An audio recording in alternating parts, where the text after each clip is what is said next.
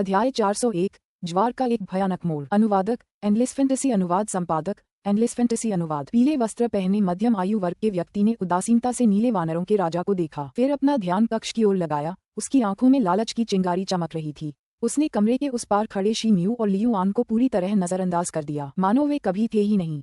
दोनों ने बिना कोई अतिरिक्त हरकत किए या एक शब्द भी बोले एक दूसरे को एक अर्थपूर्ण नजर से देखा। हो, कौन जानता था कि यह स्वर्गीय स्वर्गारोहण खजाने की तिजोरी यहाँ हमेशा से रही है। सच कहूं तो इस पुजारी को वाकई हैरानी हुई होगी। हे नीला वानरों के राजा, तुम राक्षस कितने भोले भाले प्राणी हो। सदियों पुराने रहस्य को उजागर करने के लिए बस एक छोटी सी तरकीब की जरूरत है। हा। हुआंग लॉन्ग ठहाका मारकर हंसा। हम इस तथ्य को कम करके आंकने की कोशिश कर रहे हैं कि आपने 300 साल यातना, जबरन वसूली और जबरदस्ती में बिताए और इस जगह की एक झलक भी नहीं देखी। नीला वानरों का राजा झल्लाया। अगर महान नीला वानरों का राजा खुद अपना समय बिता सकता है तो ये पुजारी भी स्वाभाविक रूप से ऐसा ही कर सकता है। आखिरकार देखो हम कहाँ पहुँच गए हैं। आप और मेरे जैसे स्वर्ग पद प्राप्त करने वालों की नज़र में 300 वर्षों की अवधि क्या मायने रखती है, खासकर जब ये सब हमारी साधना के नाम पर किया गया हो। हुआंग लॉन्ग ने अपनी बाहें फैलाकर चारों ओर देखा और फिर एक और घुरघुराहट की। तुम नीच बेचारे कमीने, अगर इस राजा ने तिजोरी का दरवाजा न खोला होता तो तुम यहाँ कभी नहीं आ पाते। नीला बंदर राजा ने दांत पीसते हुए कहा। हा, मैं समझ रहा हूँ कि तुम अब भी इनकार कर रहे हो। तुम्हें सच में लगता है कि ये दोनों कीड़े इस पुजारी की नजर में आए बिना स्वर्ग के स्वर्गारोहण शिखर में घुस गए। तुमने पहले भी अपनी ही आदिम आत्मा को मारने की धमकी दी थी, जिससे मैं एक निराशाजनक स्थिति में फंस गया था। लेकिन इस पुजारी को बस इतना करना था कि कीड़ों की घुसपैठ को मेरे फायदे के लिए इस्तेमाल करे और उन्हें उस जगह आने दे जहाँ तुम कैद हो। फिर तुम बाकी सब अपने आप कर लोगे, जैसे कि यही आजादी का तुम्हारा मौका हो। तुम्हें इस पर इतना यकीन था कि तुमने मेरे लिए तिजोरी का दरवाजा भी खोल दिया। हा। हुआंग लॉन्ग एक बार फिर हंसा। उसके शब्द सुनकर नीला बंदर राजा का चेहरा खतरनाक रूप से तूफानी हो गया। यदि आप यहाँ छिपे हुए थे तो फिर वहाँ कौन फॉर्म ग्रहण समारोह का आयोजन कर रहा है? शी म्यू अचानक बोला। हुआंग लॉन्ग उस आवाज के स्रोत की ओर मुड़ा और देखा कि वह शी म्यू थी। उसके होठों पर एक ठंडी मुस्कान तैर गई। खैर, चूंकि आज आप सभी यहीं मरने वाले हैं, इसलिए मुझे लगता है कि मेरे जैसे दयालु पुजारी को आपको अंतिम संस्कार के रूप में कुछ ज्ञान देने से इनकार नहीं करना चाहिए। वह व्यक्ति तो बस मेरा एक स्वर्ग श्रेणी का मित्र है। आखिरकार ये दानव जातियों की पवित्र भूमि है, इसलिए इसे सुरक्षित रूप से प्राप्त करने के लिए एक अकेला पुजारी पर्याप्त नहीं होता। हुआंग लॉन्ग ने उत्तर दिया। उसकी आंखें पहले से ही चमक रही थीं, क्योंकि उसने कक्ष के बीच में स्वर्ण वेदी को देखा था। शी म्यू के चेहरे पर उदासी छा गई जब उसने नीले वानरों के राजा की ओर देखा। नीले वानरों के राजा ने उससे वादा किया था कि यहाँ एक परिवहन संरचना है जो उसे स्वर्ग के स्वर्गारोहण शिखर से बाहर ले जा सकती है। हालांकि शी म्यू की परिधीय दृष्टि ने लियू एन के चेहरे में परिवर्तन को पकड़ लिया। उनकी वर्तमान स्थिति पर चिंता करने के बजाय वह वेदी के पास एक साधारण लकड़ी के रैक के साथ पूरी तरह से लीन था। शी म्यू ने मुड़कर देखा कि लियू एन क्या देख रहा था। लकड़ी के रैक के ऊपर एक काली ईंट जैसी लगभग कई इंच लंबी वस्तु रखी थी। अजीब तरह से उसमें किसी भी आध्यात्मिक तरंग का अभाव था, मानो वह किसी साधारण पत्थर के टुकड़े से ज्यादा कुछ न हो। लियू एन ने शी म्यू की आंखों को भांप लिया और अपना सिर घुमा लिया।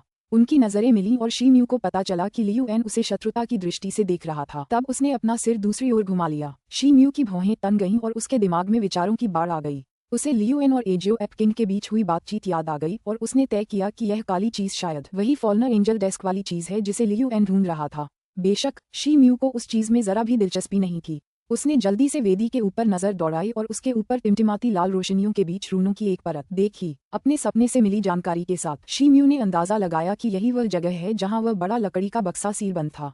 अचानक शी म्यू को अपनी ची और रक्त में हल्की हलचल महसूस हुई, मानो किसी ने उसे बुलाया हो। उसने जल्दी से धीमी सांसें लीं ताकि उसका मन शांत हो जाए, इससे पहले कि उसके विचार फिर से दौड़ने लगें। सुनो तुम दोनों बदमाश, अगर तुम एक और दिन जीना चाहते हो तो तुम दोनों को इस घिनौने दरिंदे से लड़ना होगा। बचने का रास्ता वेदी के ऊपर है, लेकिन उसे शुरू होने में थोड़ा समय लगेगा। नीला वानरों के राजा की आवाज शी म्यू के कानों में गूंजी। शी म्यू के चेहरे पर एक हल्की सी चमक उभरी, लेकिन उसने उसे तुरंत छिपा लिया। लियू एन का शरीर भी थोड़ा सा जड़ हो गया, क्योंकि उसके चेहरे पर झिझक उभर आए। हाँ, भागने की कोशिश कर रहे हो? तुम्हें मौका नहीं मिलेगा। व्यंग्य करते हुए हुआंग लॉन्ग ने अचानक अपना शरीर घुमाया और वेदी की दिशा में एक वार किया। वह पीला कपड़ा जो हवा में उसे घेरे हुए मंडरा रहा था, अचानक एक तेज पीली रोशनी में चमक उठा और फिर 20-30 गज लंबे विशाल ताड़ के पेड़ में बदल गया, जो एक विशाल पर्वत की तरह वेदी की ओर उछल रहा था। वह एक ही झटके में वेदी को नष्ट करने की फिराक में था। शी म्यू का चेहरा डर से मुड़ गया। हुआंग लॉन्ग नीला वानरों के राजा की गुप्त आवाज सुन सकता था। जैसे ही विशाल पीली हथेली अपने लक्ष्य को नष्ट करने वाली थी, मुहर के साथ वेदी के शीर्ष पर अचानक चमकदार सफेद रोशनी चमक उठी। लगातार फैलने वाली सफेद रोशनी ने जल्दी से एक गुंबद बनाने के लिए एक साथ बुना, जिसने पूरी वेदी को बड़े करीने से ढक दिया। पीली हथेली पतले से दिखने वाले सफेद गुंबद से टकराई, फिर भी गुंबद जरा भी नहीं उभरा। बस कुछ चमकीली चमक ही थी क्योंकि पीली हथेली पूरी तरह से ढक गई थी। हुआंग लॉन के चेहरे के भाव तुरंत बदल गए। ये पीला कपड़ा वर्षों की मेहनत का नतीजा था, उसका सबसे बड़ा हथियार जो पल भर में कठोर क्रूर हमलों से लेकर कोमल और गतिशील प्रहारों तक में बदल सकता था। 9 आर्च पीली रेत। वह एक प्रहार पहाड़ को भी गिरा सकता था, फिर भी वह किसी तरह सफेद प्रकाश की इस कोमल परत द्वारा रुक गया। वेदी के बीच में जहाँ रोशनियां टिमटिमा रही थीं, सफेद रोशनियां इकट्ठी हुईं और फिर एक हो गईं। फिर धीरे धीरे छवि स्पष्ट होने लगी। यह एक सफेद बंदर के सिर का एक विशालकाय प्रेत था, जिसका चेहरा भयावह था। विशालकाय सफेद बंदर की सुनहरी आंखें घुटने टेकने वाली भव्यता के साथ हुआंग लॉन को घूर रही थीं। हुआंग लॉन की नजरें उस प्रेत से मिलीं और उसकी रीढ़ में सिहरन दौड़ गई। पैर की हल्की सी थपकी के साथ वह पीछे की ओर उछल पड़ा। उसने अभी हिलना शुरू ही किया था कि सफेद बंदर के सिर ने अपना मुंह चौड़ा कर लिया और हुआंग लॉन पर तेजी से सफेद आघात तरंगों की एक लहर छोड़ी। स्वर्ग श्रेणी का शक्तिशाली व्यक्ति होने के कारण हुआंग लॉन का शरीर चमकदार पीले रंग से चमक रहा था तथा अंतिम क्षण में उसने रोशनी को ढाल में बदल दिया। वहां एक दबी हुई पकड़ आई। सफेद तरंगों ने पीली ढाल पर बमबारी की और 1 या 2 सेकंड के भीतर ही वह टूट गई। बहरहाल हुआंग लॉन के लिए ये पल काफी थे। हाथों के इशारों की झड़ी से उसने अपनी 9 आर्च वाली पीली रेत को वापस अपने पास बुला लिया था, मानो वे सीधे उसके हाथों में टेलीपोर्ट हो गई हों। एक पल में 9 मिहराबों वाली पीली रेत गाढ़ी रेत की एक परत में बदल गई जिसने उसके शरीर को ढक लिया। रेत की चादर के भीतर सुनहरी चिंगारियां चमक उठीं और एक भयानक आध्यात्मिक स्पंदन का संचार हुआ। सफेद तरंगे प्रकाश की ढाल को तोड़कर रेत की परत से टकराने लगीं। पर्दे को थोड़ा हिलाया गया और बिना किसी समस्या के सफेद शॉकवेव को रोक दिया गया। हालांकि हुआंग लॉन का शरीर हिंसक रूप से कांप रहा था और उसे अपने पैर स्थिर करने के लिए कुछ कदम पीछे हटना पड़ा। तभी उसे लगा कि उसकी दृष्टि अचानक धुंधली हो गई है। उसके ऊपर एक विशाल हरा ताड़ का पेड़ प्रकट हो चुका था।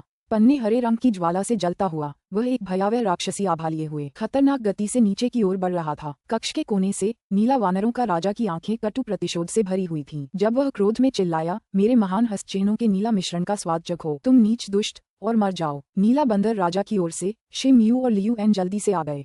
शिम यू का शरीर लाल रंग की रोशनी में डूबा हुआ था, इससे पहले कि वह पंखों वाले क्रिम्सन एप ऊर्जा निर्माण की एक जोड़ी में विस्तारित हो गया, जो अब लाल रंग की लपटों से जलते हुए एक विशाल क्लेमों को ले गया, जिसने हुआंग लॉन को काट दिया। उसी समय लियू एन के सिर के ऊपर स्वर्गीय भूत की किरण ने रक्त लाल प्रकाश का एक ऐसा प्रदर्शन किया कि आंखें चौंधिया गईं, जिसके बाद सुनहरी खोपड़ी किरण से बाहर निकल आई। खोपड़ी के माथे पर एक दरार के साथ रक्त लाल पुतली वाली एक खड़ी आंख दिखाई दी। फुफ! रक्त लाल प्रकाश के साथ 8 मोटे स्तंभ आंख से निकले और शून्य में लहरें बनाते हुए हुआंग लॉन की ओर बढ़े। नीला वानरों के राजा की विशाल हथेली सबसे पहले हुआंग लॉन के पीले रेत के अवरोध पर उतरी, जिसके परिणामस्वरूप चिंगारियों की बौछार हुई और कान फाड़ देने वाली आवाज हुई, जैसे कि लोहे के ब्लेड के गड़ने की आवाज हो। अवरोध के भीतर की सुनहरी रोशनियां अनियमित रूप से झिलमिलाने लगीं, क्योंकि अवरोध की सतह विकृत होने लगी, मानो वे हरे ताड़ के विनाशकारी प्रहार से फटने वाले हों। अब तो तुम मौत को दावत दे रहे हो, नीला वानरों का राजा। हुआंग लॉन पूरी तरह से क्रोधित हो गया। उसने अपनी आस्तीन घुमाई और उसके शरीर से पीली रोशनी फूट पड़ी और रेत के अवरोध में विलीन हो गई। पल भर में रेत का अवरोध पीले बादलों में बदल गया। बादलों के बीच सुनहरी चिंगारियां चमक रही थीं और धीमी गड़गड़ाहट सुनाई दे रही थी। भाप तेजी से फैल रही थी और अंदर के आधे कमरे को ढक रही थी। यह वही तरीका था जो उस आदमी ने दूसरे कमरे में इस्तेमाल किया था। लाखों मील गरजता बर्फीला तूफान। हुआंग लॉन की आवाज पीले बादलों के भीतर गहरे उसके स्थान से शोर के बीच से गूंज उठी। पीले बादलों से घिरी नीला बंदर राजा की विशाल हथेली तुरंत ही नष्ट हो गई। शी म्यू और लियू आन के हमले पीले बादलों के सामने नगण्य थे। ज्यादा से ज्यादा उन्होंने रेत और धूल की उड़ाई। वे तीनों रुक गए और पीली रेत के पास खड़े होकर एक दूसरे को असहाय भाव से घूरने लगे। बेशक वे तीनों जानते थे कि यदि वे बर्फीले तूफान में फंस भी गए तो उनके लिए कितना खतरा होगा, लेकिन अच्छी बात ये थी कि हालांकि रेत का तूफान समुद्र के ज्वार की तरह हिंसक रूप से हिल रहा था, लेकिन अब ये फैल नहीं रहा था। बड़े नीला बंदर राजा, अब हम क्या करेंगे? शिम यू ने पूछा। नीला बंदर राजा की आंखों में चमक थी। इससे पहले कि वह कुछ कह पाता, पीली रेत से एक सुनहरी चमक निकली और सुनहरी रोशनी का एक बोल्ट बिजली की एक लकीर की तरह नीला बंदर राजा की ओर बढ़ा। वह नीचे झुकने ही वाला था, लेकिन सीमा बहुत नजदीक थी। इससे पहले कि वह हिल पाता, सुनहरी रोशनी उसके बाएं कंधे में चुभ गई और उसके शरीर को झटका लगा। नीला वानरों का राजा जोर से चीखा, उसके मुंह से खून की धार फूट पड़ी। उसका शरीर पीछे की ओर उछला और कमरे के एक कोने में जा लगा। शी म्यू का चेहरा जम गया। उसकी तेज नजर ने बताया कि वह सुनहरी रोशनी छोटे छोटे सुनहरे रेत के कणों से मिलकर एक बड़ी सुनहरी जंजीर बन गई थी। फिर मानो उस जंजीर में जान हो, वह नीला वानरों के राजा के शरीर में धंसती चली गई। पीली रेत के आवरण से एक ठंडी चीख गूंजी। फट बूम! विस्फोट होने से पहले सुनहरी चेन चमक उठी। नीला वानरों के राजा के शरीर का बायां आधा हिस्सा लगभग पूरी तरह से नष्ट हो गया था, जिससे उसकी रक्तरंजित हड्डियां बाहर आ गईं। वह गंभीर रूप से घायल हो गया था। उसने अपने पैर वापस थामने की कोशिश की, लेकिन उसका जख्म इतना गहरा था कि वह संभल नहीं सका। शी मियू और लियू आन इस घटनाक्रम से बेहद डर गए। वे पीछे की ओर कूद पड़े, रेत के तूफान से जितना हो सके उतनी दूरी बनाते हुए, फिर भागते हुए अलग हो गए। तुम्हें क्या लगता है तुम कहाँ जा रहे हो, कीड़े? अंदर कदम रखते ही तुम मर गए। अंदर से हुआंग लॉन्ग की आवाज गूंजी। उसकी आवाज अभी खत्म ही हुई थी कि बर्फीले तूफान से प्रकाश की 2 सुनहरी किरणें फूट पड़ीं। एक बार फिर रेत के कणों से बनी 2 सुनहरी जंजीरें ही थीं, लेकिन इस बार दोनों जंजीरें शी मियू और लियू एन दोनों की ओर बढ़ीं। अध्याय 402 दूसरी बूंद। अनुवादक एंडलेस फैंटेसी अनुवाद संपादक एंडलेस फैंटेसी अनुवाद। शी मियू का दिल धड़क उठा, उसके मन में दहशत का भाव उमड़ आया। उसकी पीठ के पीछे ज्वाला जैसी रोशनियां फूट पड़ीं और आग जैसे पंखों के जोड़े में फैल गईं। उसने अपने पंख हिलाए और उसका शरीर लाल रंग का धुंधला सा होकर हवा में उड़ रहा था, खतरे से दूर। वह ये सुनिश्चित कर रहा था कि वह यथासंभव तीखे मोड़ और दिशा में परिवर्तन करे। सर्पीली सुनहरी किरण बिजली की तरह तेज थी, लेकिन वह शी मियू को पकड़ नहीं सकी। दूसरी ओर भागने का कोई विशेष तरीका न होने के कारण लियू एन जल्दी ही सुनहरी किरण की गिरफ्त में आ गया। जब वह पकड़े जाने ही वाला था, लियू एन के ऊपर स्थित सुनहरी खोपड़ी अचानक उसके पीछे आ गिरी और अपना मुंह खोलकर सुनहरी रेत की पूरी श्रृंखला को खा गई। बूम! सुनहरी खोपड़ी जोर जोर से हिलते हुए एक चमकदार सुनहरी रोशनी बिखेर रही थी। ऐसा लग रहा था मानो खोपड़ी के अंदर की सुनहरी रेत फट चुकी हो और उसके चारों ओर हवा में सोने की चिंगारियां नाच रही हों। हालांकि किसी अजीब वजह से खोपड़ी फट नहीं पाई। क्षति का एकमात्र बाहरी निशान कुछ दरारें थीं जो चिंगारियों से उसकी सतह पर खरोंच लगने से बनी थीं। स्वर्गीय भूत धारा में लौटने से पहले सुनहरी खोपड़ी चमक उठी। वह धारा की सतह में विलीन हो गई और कड़ाई के मोड में लौटते हुए भी उसके नए युद्ध के निशान दिखाई दे रहे थे। लियू एन के चेहरे पर एक चिंता भरी नजर उभरी जब उसने हाथ का इशारा किया।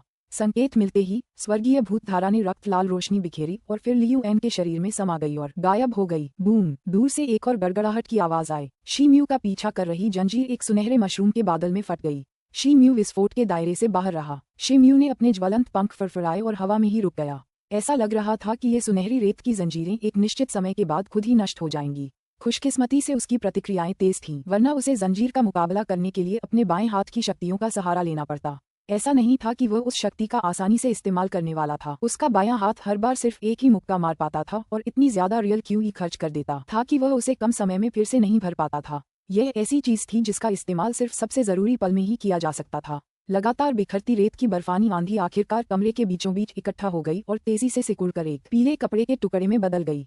उसी समय हुआंग लॉन्ग प्रकट हुआ। तुम भागने में बहुत अच्छे हो, लड़के। हुआंग लॉन्ग ने शी मियू को घृणा भरी नजरों से घूरा। वह एक और हमला करने ही वाला था, तभी हवा में एक तरह की गुनगुनाहट गूंज उठी। हुआंग लॉन्ग ने आवाज के स्रोत की ओर रुख किया और उसका चेहरा जम गया। वह स्थान जहां नीला बंदर राजा गिरा था अचानक चमकने लगा और फिर एक सफेद आकृति प्रकट हुई। आहा! अरे मूर्ख, मैंने कहा था कि वह संरचना वेदी के ऊपर है और तुमने इतनी आसानी से मान लिया। संरचना का असली स्थान यही है, मूर्ख। नीला वानरों का राजा पहले ही अपने पैरों पर खड़ा हो चुका था और हुआंग लॉन्ग को देखते ही ठहाके लगा रहा था। तुम मर जाओ अभी। हुआंग लॉन्ग की अभिव्यक्ति गहरी हो गई और उसने तुरंत खुद को नीला बंदर राजा शी मियू और लियू एन की ओर फेंक दिया, जो पूरी तरह से भूल गए थे। उसने मन ही मन एक मंत्र बुदबुदाया और हाथ हिलाया। पलक झपकते ही 9 मेहराबों वाला पीला रेतीला अजगर उसके सामने हवा में उछल पड़ा और एक पीले रेतीले अजगर में तब्दील हो गया, जिसने खुद नीला वानरों के राजा को निशाना बनाया।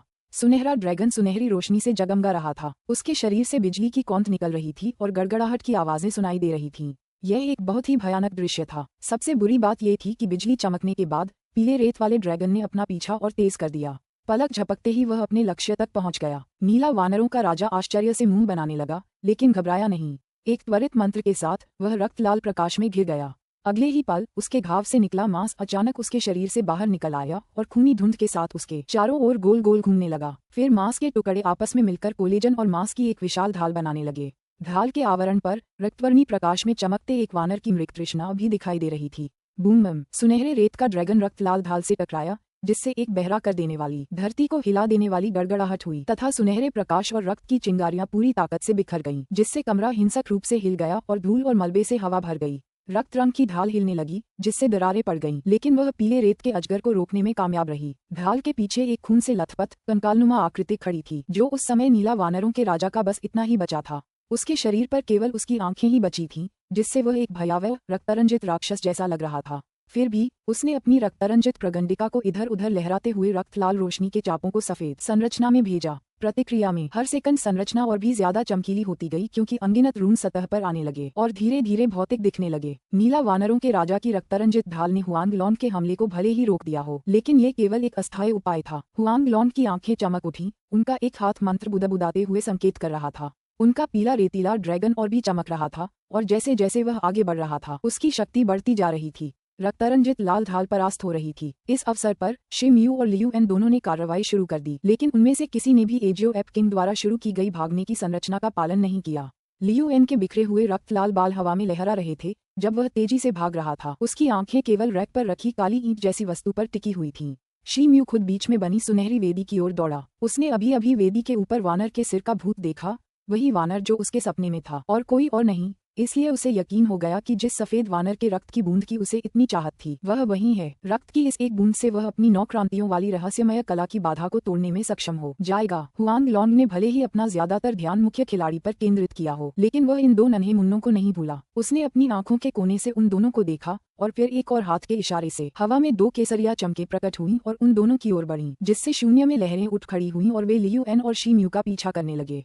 पीले रंग के गोले हृदय भेदने वाले तीरों की तरह हवा में उड़ते हुए सीधे लक्ष्य की पीठ पर निशाना साध रहे थे। शिम यू और लियू आन हैरान और घबराए हुए थे, लेकिन उनमें से किसी ने भी हमले को रोकने की कोशिश नहीं की।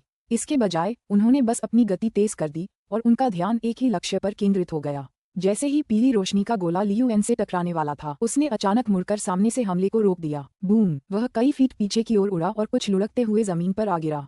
उसका चेहरा कागज की तरह सफेद था, लेकिन उसे कोई चोट नहीं आई थी। हालांकि उसके हाथों में उसकी छाती से सटाकर एक काली ईंट जैसी चीज थी, एक ही चीज जो 2 हिस्सों से मिलकर एक हो गई थी। ऐसा लग रहा था कि आखिरी पल में लियू अन उस काली चीज पर हाथ रखने में कामयाब हो गया। अगले ही मिलीसेकंड में उसने मुड़कर उसका आधा हिस्सा अपने पास मौजूद आधे हिस्से में ठूंस दिया और हुआंग लॉन्ग के हमले को नाकाम करने के लिए उसका इस्तेमाल किया।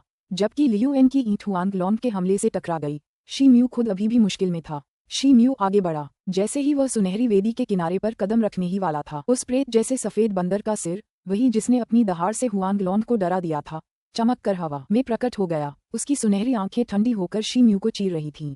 प्रेत की लगभग मूर्ख आंखों से मिलते ही शिम यू का दिल रुक गया और उसके माथे से पसीना बहने लगा। वह जानता था कि इस सफेद वानर और उसके बीच बहुत गहरा, यद्यपि रहस्यमय संबंध था, लेकिन उसे इस बात पर कम यकीन था कि यह सबसे शक्तिशाली राक्षस राजा, जिसने एक बार पूरे पश्चिमी है महाद्वीप पर विजय प्राप्त की थी, अचानक अपनी आदिम अवस्था में नहीं लौट जाएगा और शिम यू को एक पल में मार नहीं देगा। लेकिन अब वह उस पल के केंद्र में था, वह पल जहां उसके पास खुद पर शक करने या अपने फैसले पर दोबारा विचार करने का जरा भी समय नहीं था। हुआंग लॉन्ग की शून्य को चीरती पीली रोशनी उसके पीछे पीछे ऐसे चल रही थी जैसे कोई बाज अपने शिकार पर। अगर वह 1 मिलीसेकंड भी हिचकिचाता तो पकड़ा जाता। उसके पास और कोई चारा नहीं बचा था, इसलिए उसने इस डर को नजरअंदाज कर दिया कि कहीं सफेद वानर अचानक उछलकर उसे मार न डाले। उसने विश्वास की इस छलांग के साथ अपनी जान जोखिम में डाल दी। नल शिम यू वेदी पर उतरा।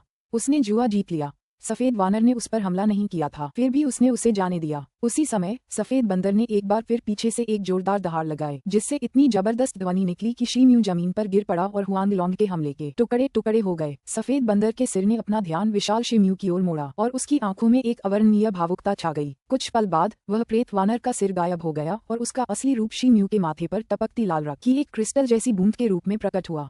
वह चमका और फिर गायब हो गया। जैसे ही आवश्यक रक्त की बूंद शिम यू के शरीर में पिघली, स्वर्ण वेदी पर लगी सील खुल गई। वेदी से एक पत्थर का चबूतरा धीरे धीरे बाहर निकला और उस पर सुनहरे चिन्हों से भरा एक लकड़ी का बक्सा था। लकड़ी के बक्से की सतह पर कुछ चांदी के ताबीज चिपके हुए थे, जिन पर कुछ जटिल रून अंकित थे। शिम यू को चढ़ने में बहुत तकलीफ हो रही थी। उसके चेहरे पर दर्द साफ झलक रहा था। उसकी आंखें पूरी तरह लाल हो गई थीं। उसका शरीर लगभग पारदर्शी हो गया था, जिससे उसकी रक्त वाहिकाएं और शिराएं कई गुना फैल गई थीं, जिससे उसका शरीर देखने में एक अजीब सा लग रहा था। इन बढ़ी हुई रक्त वाहिकाओं में से रक्त की लहरें आग की लपटों की तरह बह रही थीं। हालांकि उसे बहुत दर्द हो रहा था, फिर भी शिम यू अभी तक बेहोश नहीं हुआ था। उसे अपना खून उबलता हुआ महसूस हो रहा था। उसका पूरा शरीर ऐसे जल रहा था जैसे झोंक शियू के स्वर्गीय फीनिक्स वंश के जागने पर हुआ हो। शिम यू को लग रहा था जैसे उसका पूरा शरीर आग की लपटों में घिर जाएगा। जलती हुई आग मानो सिर्फ उसके शरीर तक ही सीमित थी। उसका खून चाहे कितना भी उबल रहा हो, वे कभी उसके खोल से बाहर नहीं निकले। वे उसकी रक्तधारा ही रहे, उसे असहनीय पीड़ा से पीसते रहे। शी म्यू के पास दोबारा सोचने की ताकत नहीं बची थी। उसने सहज ही पत्थर की चौकी से सुनहरे अक्षरों वाला लकड़ी का बक्सा उठाया और उसे अपने विशाल पृथ्वी वलय में रख दिया। इससे पहले नीला वानरों का राजा और हुआंग लॉन्ग अभी भी एक हिंसक हाथापाई में उलझे हुए थे, लेकिन अब तक वे भी वेदी पर हो रहे दृश्य की ओर आकर्षित हो चुके थे। नीला वानरों का राजा, जिसके पास केवल कुछ हड्डियां बची थीं, उसकी आंखें अविश्वास से भरी हुई थीं। वह समझ नहीं पा रहा था कि एक छोटा सा इंसान वेदी में कैसे घुस सकता है और श्वेत वानरों के दानव राजा का रक्त पी सकता है, फिर भी नहीं मर सकता।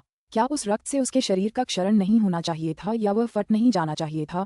हुआंग लॉन्ग लगभग गुस्से से फट पड़ा था। उसने महासागर पार किया था और पश्चिमी ही महाद्वीप की गहराई में यात्रा की थी। सैकड़ों वर्ष बिताए थे और बहुत प्रयास किया था, केवल ये देखने के लिए कि कुछ अज्ञात अनियोजित मानव ने उसकी इच्छा की वस्तु को उससे पहले ही प्राप्त कर लिया था। यह अक्षम्य था। अध्याय 403। अपने साधनों से। अनुवादक एंडलेस फैंटेसी अनुवाद संपादक एंडलेस फैंटेसी अनुवाद। बच्चों, लकड़ी के बक्से से बाहर निकलो और अपनी जान बचाओ, वरना तुम्हारी खाल, हड्डियां और राख कुचल दी जाएंगी और तुम कभी पुनर्जन्म नहीं ले पाओगे। हुआंग लॉन्ग गुस्से से दहाड़ा। दर्द। पीली रेत के विशालकाय अजगर के उन्मत्त आवेग में नीला वानरों के राजा की ढाल आखिरकार चकनाचूर हो गई। उसके मांस और खून के बड़े बड़े टुकड़े चारों ओर बिखर गए।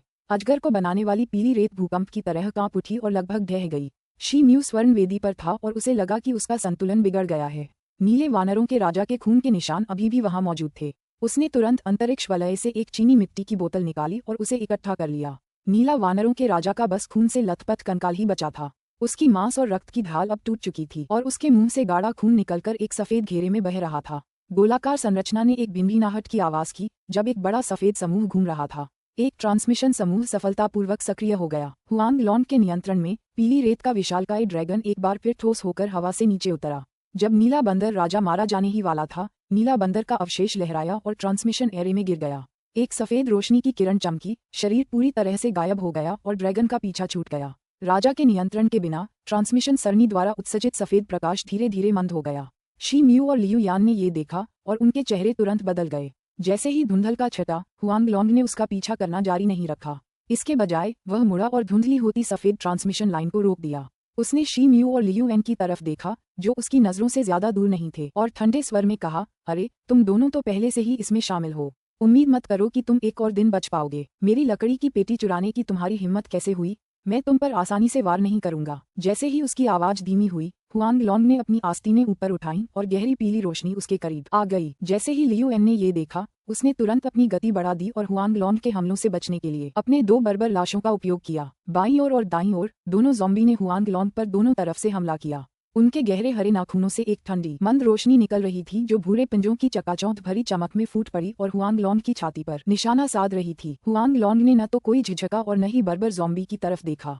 उसने दहाड़ लगाई, जिससे उसका लबादा तेज हवा के साथ लहराया और ज़ॉम्बी बेहोश होकर गिर पड़े।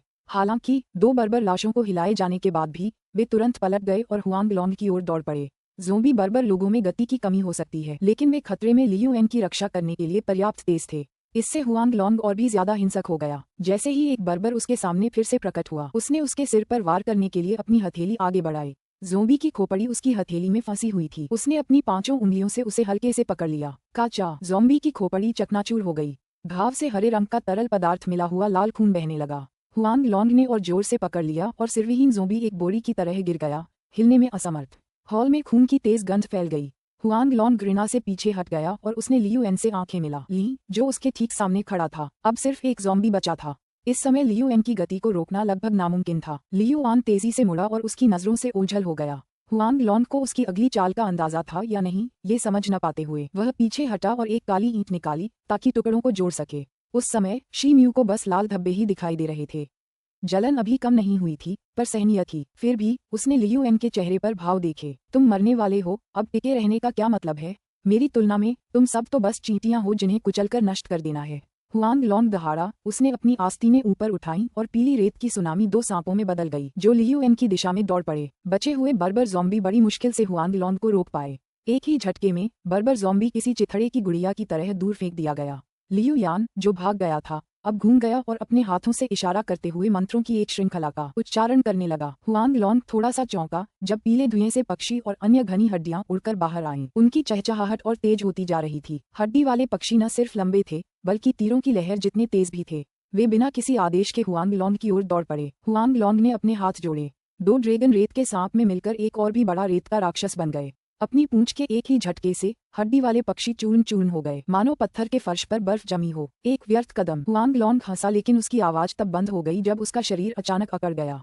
हड्डी का चूर्ण दो हड्डियों वाले हाथों में संघनित हो गया, जिन्होंने हुआंग लॉन्ग के पैरों को कसकर पकड़ लिया। पेंग पेंग। जैसे ही राख के कुंड से अस्थि पक्षी पुनः बनने लगे, हुआंग लॉन्ग कंकाल के हाथों से मुक्त हो गया। जैसे ही हुआंग लॉन्ग अपने आप को संभालने के लिए दौड़ रहा था, पीछे से दो कठोर ठंडे हाथों ने उसके शरीर को जकड़ लिया। उसने देखा कि वह एक ज़ॉम्बी था। जब ज़ॉम्बी नीली रोशनी से चमक उठा तो हुआंग लॉन्ग को अचानक समझ आ गया कि क्या हो रहा है, और उसने गुस्से से शी म्यू को घूरा। शी म्यू का हाथ अभी भी लकड़ी के बक्से पर कसकर पकड़ा हुआ था, क्योंकि वह प्रकाश शरीर श्रृंखला को आत्मा श्रृंखला के साथ जोड़कर ज़ॉम्बी को नियंत्रित कर रहा था। अगले ही पल लियू एन और शी म्यू के होंठ एक साथ फुसफुसाए। विस्फोट। वेदना। हुआंग लॉन्ग को पकड़े हुए ज़ॉम्बी तब तक फूलने लगा जब तक कि उसमें से पीली लौ और नीली बिजली की किरणें निकलने लगीं। छोटे छोटे विद्युतीय झंडे कुछ देर तक हवा में सांपों की तरह तैरते रहे, फिर धीरे धीरे बिखर गए। लियू एन ने एक आत्मा विस्फोट करने वाले ज़ॉम्बी को नियंत्रित करना एक विशेष कौशल सीखा था, जिसे शव विस्फोट तकनीक के नाम से जाना जाता है। इससे ज़ॉम्बी की आध्यात्मिक शक्ति तुरंत इतनी विनाशकारी शक्ति के साथ प्रस्फुटित होती है कि उसकी अवशिष्ट शक्ति से हल्की नीली बिजली के साथ पीली ज्वाला का प्रभाव उत्पन्न होता है। सियान रंग के विद्युतीय AWNS का कारण शी म्यू द्वारा एक हल्के ज़ॉम्बी का उपयोग था, जो एक उच्च क्रम श्रृंखला विस्फोट और एक तूफानी बादल को छुपा रहा था। दो उच्च स्तरीय प्रतीकों के साथ लाश का विस्फोट इस लड़ाई में बाधाओं को बराबर करने के लिए पर्याप्त था। बुरा नहीं, तुम बच्चों ने मुझे इस हद तक धकेल दिया। लगता है मैंने तुम्हारी काबिलियत को कम करके आंका था, लेकिन अब तुम्हें कौन सी तरकीबें बचा सकती हैं? धुआं छटने से पहले ही हुआंग लॉन्ग गुस्से से दहाड़ा। हुआंग लॉन्ग धुएं से बाहर निकला। अब उसका चोगा, उसके शरीर के चारों ओर की सुनहरी रोशनी एक अजगर के आकार की थी। वह उसके चारों ओर तैर रही थी, उसे किसी भी संभावित हमले से बचा रही थी। शी म्यू ने कई तरह के शक्तिशाली दुश्मनों का सामना किया था, लेकिन ऐसा कोई दुश्मन उसे पहले कभी नहीं मिला था। वह पीली रोशनी के आर पार देख सकता था, लेकिन यह नहीं बता सकता था कि हुआंग लॉन्ग के पास किस तरह के आत्मिक हथियार या अलौकिक शक्तियां थीं। लियू आन ने हुआंग लॉन्ग की आवाज सुनी, लेकिन वह रुका नहीं अपना सिर उठाया। पता नहीं कहां से उसके एक हाथ में लाल ईंटें और दूसरे हाथ में काली ईंटें आ गईं। पत्थर से लाल गर्मी निकलती रही, लेकिन वह काली ईंट में नहीं समाये। पत्थरों का ज्वलंत लाल रंग धीरे धीरे फीका पड़ गया, लेकिन काली ईंट की सतह पर हल्की लहरें दिखाई देने लगीं। लियू एन को पसीना आने लगा और उसकी आंखों की रोशनी तेज हो गई। जैसे ही शी म्यू ने ये देखा, वह तुरंत लियू एन की ओर दौड़ा। लियू आन ने अपनी पकड़ थोड़ी ढीली की और अपने हाथ को चुटकी में दबाया। उसका शरीर हरी रोशनी की किरण से चमक उठा। काली ईंट चमकने लगी और धीरे धीरे लियू आन के सामने तैरने लगी। शी म्यू को अपने सामने केवल एक मंद प्रकाश महसूस हुआ और उसे थोड़ा धुंधलापन महसूस होने लगा, जैसे किसी झील की सतह पर लहरें देख रहे हों। जब हुआंग लॉन्ग ने ये देखा तो वह गुस्से से भर गया। तुम जाना चाहते हो? कोई मौका नहीं। जैसे ही वह दहाड़ा, पीली रेत लियू एन की छाती की ओर तेजी से बढ़ी। लियू एन ने बचने की जहमत नहीं उठाई। जैसे ही पीली रेत पास आई, उसके मुंह पर एक भयावह मुस्कान आ गई। जब पीली रेत लियू एन के पास पहुंची तो वह उसके सामने अंतरिक्ष में घूमने लगी। इससे पहले कि उसका प्रक्षेप पथ बदल जाता, उसके सामने लहरदार स्थान अचानक एक बड़े मुंह की तरह खुल गया, जिससे उसके भीतर का अंधेरा दिखाई देने लगा। अंधेरे में प्रकाश का कोई निशान नहीं था, लेकिन संयोगवश रात के आकाश में उल्कापिंड की तरह एक छोटी सी रोशनी गुजरी, छोटी और तेज। दरार देखकर लियू एन ने मुड़कर शी म्यू की ओर देखा, जो उससे 10 फीट से भी कम दूरी पर था। उसने एक धूर्त मुस्कान बिखेरी और हाथ बढ़ाकर काली ईंटें पकड़ लीं और अंधेरे में भाग गया। जैसे ही लियू एन गायब हुआ, दरार बंद होने लगी। शी म्यू ने मन ही मन चुपचाप खर्राटे लिए और जल्दी से दरार की ओर दौड़ा। जैसे ही हुआंग लॉन्ग ने लियू आन को भागते देखा, उसका दिल और भी ज्यादा गुस्से और क्रोध से भर गया। वह शी म्यू को भी भागने नहीं दे सकता था। अपनी आस्तीन के एक झटके से एक हथेली और पीली सुनहरी रोशनी शी म्यू की पीठ पर पड़ी। शी म्यू दरार से 5 फुट से भी कम दूरी पर था। अगर वह समय पर नहीं पहुंच पाता तो हुआंग लॉन्ग उसे मार डालता। शी म्यू की पीठ से 2 ज्वलंत पंख निकले। वह पूरी तरह से एक साए जैसी आकृति में बदल गया था और हुआंग लॉन्ग के हमले से बचते हुए हवा में उड़ गया। देरी के दौरान अंधेरी दरार पहले ही सिकुड़कर बाल्टी के आकार की हो गई थी। जैसे ही लियू यान का आकार दृष्टि से ओझल हुआ, दरार धीरे धीरे बंद होने लगी। अध्याय 404, चौंकाने वाला एक प्रहार। अनुवादक एंडलेस फैंटेसी अनुवाद संपादक एंडलेस फैंटेसी अनुवाद। 404, चौंकाने वाला एकल हिट। हा, तुम मुझसे कभी नहीं बच सकते। हुआंग लॉन्ग का गुस्सा हंसी में बदल गया, क्योंकि उसका शरीर पीली रोशनी की किरण में बदल गया और आश्चर्यजनक गति से शी म्यू पर टूट पड़ा। उनके बीच की दूरी 100 फुट से कम नहीं थी। हुआंग लॉन्ग की मौजूदा गति से उस दूरी को पाटने में 2-3 सांसों से ज्यादा समय नहीं लगेगा। हुआंग लॉन्ग के पिछले हमलों से बचते हुए शी म्यू अभी भी हवा में ही था। वह अभी भी उस अंधेरी दरार से 7-8 फीट दूर था, जो अब बाल्टी के आकार की हो गई थी। जैसे जैसे दरार सिकुड़ती जा रही थी, अगर वह तेज गति से भी नीचे झपटा होता तो बहुत देर हो चुकी होती। अगर दरार और ज्यादा फट जाती तो शायद वह सीधे सीधे गिर जाता। जब हुआंग लॉन्ग को यकीन हो गया कि शिमयू के पास भागने के लिए कोई और जगह नहीं है, तो शिमयू की पीठ के पंख लाल रोशनी में बदल गए और नीचे झपटे। पलक झपकते ही अंधेरे अंतराल के सामने प्रकट हो गए। इस समय तक दरार एक कटोरे के आकार की हो चुकी थी। किसी के लिए भी उसमें सेंध लगाना असंभव था। हुआंग लॉन्ग की आंखें खुशी से भरी थीं, लेकिन उसके चेहरे की मुस्कान अचानक गायब हो गई जब उसने देखा कि शिमयू ने अपना झुलसा हुआ काला हाथ निकाला और भागने के लिए दरार में मुक्का मारा। हवा में दर्पण के टूटने जैसी एक कर्कश ध्वनि गूंज उठी। जगह के किनारे पर जो दरार थी, जो पहले सिर्फ एक कटोरे के आकार की थी, उसमें दरार पड़ गई और वह चौड़ी हो गई। ये दरार तब तक बढ़ती रही जब तक कि वह पूरी तरह से टूटकर कई फीट व्यास की हो गई। शिमयू ने जो प्रहार किए थे, उसके बाद उसकी सारी ऊर्जा समाप्त हो चुकी थी। उन्होंने अपनी आखिरी ताकत का इस्तेमाल करने और अंतर को पाटने के लिए अंतिम प्रयास में अपने दांत पीस लिए। जैसे जैसे अंतराल बढ़ता गया, हुआंग लॉन्ग जल्दी से अपने मानव रूप में वापस आ गया ताकि उसका आकार कम हो सके। शून्य को कुचलना, ये कैसे संभव है? हुआंग लॉन्ग दहाड़ा। उसने तुरंत कुछ हाथ के संकेत किए और उसके मुंह से पीली रेत निकली, जिससे खाली जगह भर गई। पीली रेत बहुत तेज थी और जगह में दरार पड़ने से पहले ही वह अंदर और बाहर चमकने लगी। जब शिमयू ने श्वेत वानर दानव राजा द्वारा छोड़े गए रक्त को अवशोषित किया, तो उसे ऐसा लगा जैसे वह आकाशगंगा में कहीं दूर था। वहां न केवल ऊंची पर्वत श्रृंखलाएं थीं, बल्कि शिखर का 1/3 हिस्सा बर्फीला पर्वत था। पहाड़ों में कहीं कहीं चाकू या कुल्हाड़ी की तरह कई घाटियां कटी हुई हैं, जो एक गहरी घाटी का निर्माण करती हैं। यह एक शांत और अनोखी जगह थी। यहाँ न सिर्फ दुर्लभ प्रजाति के पक्षी और जानवर थे, बल्कि वनस्पति भी विरल थी। समय समय पर अथाह विशाल घाटी से एक सफेद धुंध फूट पड़ती थी। घाटी की गहरी खाई में बादल छाए हुए थे और एक सुनहरी रोशनी की झलक दिखाई दे रही थी। सफेद धुंध छट गई और रोशनी जम गई। समय बीतने के साथ एक विशालकाय जानवर की आकृति धीरे धीरे साफ होती गई। यह एक विशालकाय अजगर था जो सुनहरे शल्कों से ढका हुआ था, इतना विशाल कि घाटी के लगभग पूरे तल पर इसका कब्जा था। यह विशालकाय अजगर 200 फुट से भी ज्यादा लंबा लग रहा था।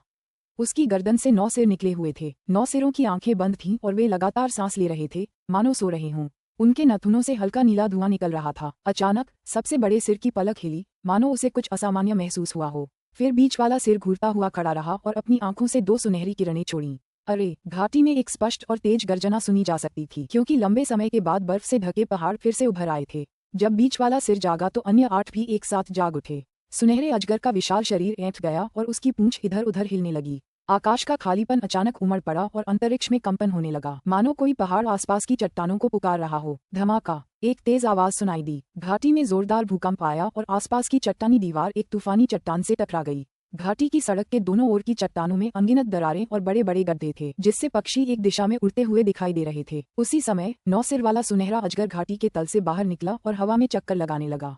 क्षण भर में सूर्य के प्रकाश में इसके शल्कों से हजारों सुनहरी रोशनियां निकलीं, जो आसपास की भूमि की ओर बढ़ीं तथा समस्त बर्फ से ढके पहाड़ों को सुनहरे पीले रंग में रंग दिया। उस समय ऐसा लग रहा था कि स्वर्ग और पृथ्वी पर स्वर्णिम प्रकाश के अलावा कुछ भी नहीं है। 9 सिर वाले सुनहरे अजगर का आकार स्पष्ट हो गया। सिर का मध्य भाग सबसे बड़ा था, जिसके दोनों ओर 4 समान सिर थे, मानो किसी सांचे में उकेरे गए हों।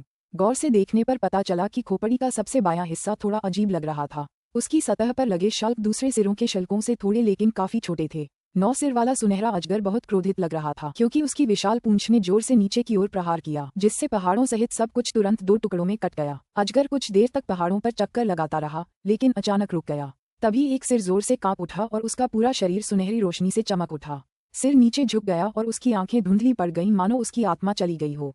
ये शिमयू से ज्यादा दूर नहीं, एक निश्चित ग्रह पर था। ऐसा प्रतीत होता था कि ग्रह का 90% से अधिक भाग एक विशाल महासागर है तथा भूमि इसका केवल एक छोटा सा भाग है। समुद्र का पानी 100 फुट ऊंची लहरों में उछल रहा था, एक के बाद एक, उनका कोई अंत नहीं था। आकाश के काले बादलों से गड़गड़ाहट और बिजली की गड़गड़ाहट सुनाई दे रही थी। विशाल समुद्री सतह अधिक अशांत हो गई और उग्र लहरें अधिक उग्रता से घूमने लगीं, जिससे असंख्य भंवरें बन गईं। भंवरें शीघ्र ही आपस में गुंथ गईं और अंततः एक विशाल भंवर का निर्माण हो गया। भंवर के बीच में लहरें उठीं और समुद्र की गहराई से एक विशाल काला यूकलिप्टस का पेड़ निकला, जिससे क्षितिज पर समुद्री पानी की बौछार होने लगी। काला ताबूत तेजी से हवा में घूम रहा था। जैसे जैसे विशाल लहरें धीरे धीरे कम होती गईं, काला यूकलिप्टस का पेड़ हवा में स्थिर रूप से लटका रहा। ढक्कन लगातार हिल रहा था, मानो उबल रहा हो। जोड़ सुनहरे कलशों से भरे हुए थे। धमाका! ताबूत अचानक फट गया और अनगिनत टुकड़ों ने आधे आकाश को ढक लिया। जैसे ही मलबे से सुनहरी रोशनी फूटी, उसके अंदर एक गोरा आदमी था जिसकी नाक बाज जैसी थी और उसने सुनहरा वस्त्र पहना हुआ था। सुनहरे वस्त्र पहने उस आदमी ने जब ये सोचा, तो वह बिना किसी हिचकिचाहट के उस दिशा में चला गया। पलक झपकते ही वह आकाश के अंत में गायब हो गया। नेक्रोटिक दुनिया का आकाश हमेशा उदास रहता था। हवा में काले बादल छाए रहते थे, कभी कभी धूसर आकाश दिखाई देता था। 8 रक्तिम चंद्रमा हवा में लटके हुए थे और अपनी चांदनी बिखेर रहे थे। आसमान के नीचे एक पहाड़ी पर जमीन अभी भी सूखी थी। जमीन पर सफेद हड्डियां बिखरी पड़ी थीं। पहाड़ियों के बीच में एक ग्रे वेदी स्थापित की गई थी। वेदी के ऊपर एक बड़ी हरी लौ जल रही थी। वेदी के चारों ओर खुले स्थान में लगभग 1000 मृत जीव जंतु जल रहे थे। वेदी के ऊपर के स्थान पर पानी की लहर उठी और अचानक लहरें फैल गईं। वेदी पर लगी हरी लौ जोर से कांप रही थी और मानो बुझ गई हो। आसपास के मृत प्राणियों की आत्माएं आंखों में चमक रही थीं, मानो वे वेदी को देखकर आश्चर्यचकित हों। अंतरिक्ष में उतार चढ़ाव तब तक अधिक भयंकर होता गया जब तक कि शून्य फट नहीं गया, जिससे एक काला अंतरिक्ष मार्ग प्रकट हो गया। अरे! चैनल से 2 आवाजें आईं। दोनों आकृतियां एक काली किरण में लिपटी हुई थीं और कुछ उड़कर वेदी पर आ गिरीं। ये कोई और नहीं बल्कि शी म्यू और लियू यान थे। शी म्यू की नजरें आसपास के माहौल पर टिकी थीं। आसमान अंधेरा था और चांद खून से सना हुआ लग रहा था। हालांकि वह काली रोशनी से अलग था, फिर भी उसमें मृतकों की गहरी भावना साफ झलक रही थी। यह मृत आत्मा की दुनिया है, उसने अविश्वास में कहा। लियू यान ने अपने चेहरे पर भारी भाव के साथ शी म्यू को देखा, जैसे कि वह कुछ कहना चाहता हो। इस क्षण हवा में स्थानिक उतार चढ़ाव एक बार फिर जोरदार तरीके से बढ़ गए। एक तेज दौड़ता हुआ आकाश और उसमें से एक पीला आदमी उड़ता हुआ आया, जिससे धरती हिला देने वाले आभामंडल के उतार चढ़ाव निकल रहे थे। आसपास के काले बादल दूर हट गए, जिससे कई दसियों मील का एक निर्वात क्षेत्र प्रकट हो गया। पीली रोशनी की एक चमक के साथ, जो 100 फीट आकार के एक विशाल ब्लेड में बदल गई, शी म्यू की ओर उड़ती हुई। आकाश इस तलवार की शक्ति से आच्छादित था और अभी तक गिरा नहीं था।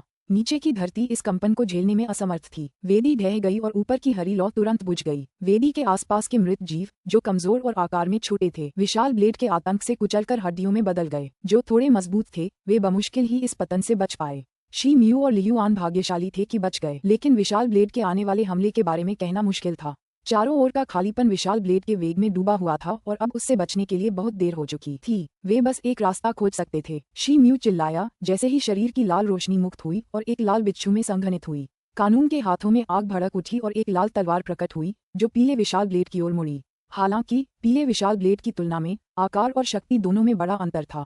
उसी समय शी म्यू ने अपना हाथ लहराया और 20 या 30 उच्च स्तरीय आकर्षण उसके सामने प्रकट हुए, जो अद्भुत आभा उतार चढ़ाव दिखा रहे थे। जब प्रकाश चमका तो ये उच्च स्तरीय आकर्षण प्रज्वलित होने लगे और दर्जनों प्रकाश किरणों में बदल गए, जो एक विशाल धारा में परिवर्तित होकर पीले विशाल ब्लेड की ओर तेजी से बढ़ रही थी। ये गति क्रिम्सन एप ऊर्जा संरचना से कमजोर नहीं थी। लियू यान चिल्लाया, उसका शरीर चमक उठा और स्वर्गीय दानव फिर से प्रकट हो गया। उसने फिर से अपने हाथ हिलाए और स्वर्गीय दानव घर के आकार तक बढ़ गया।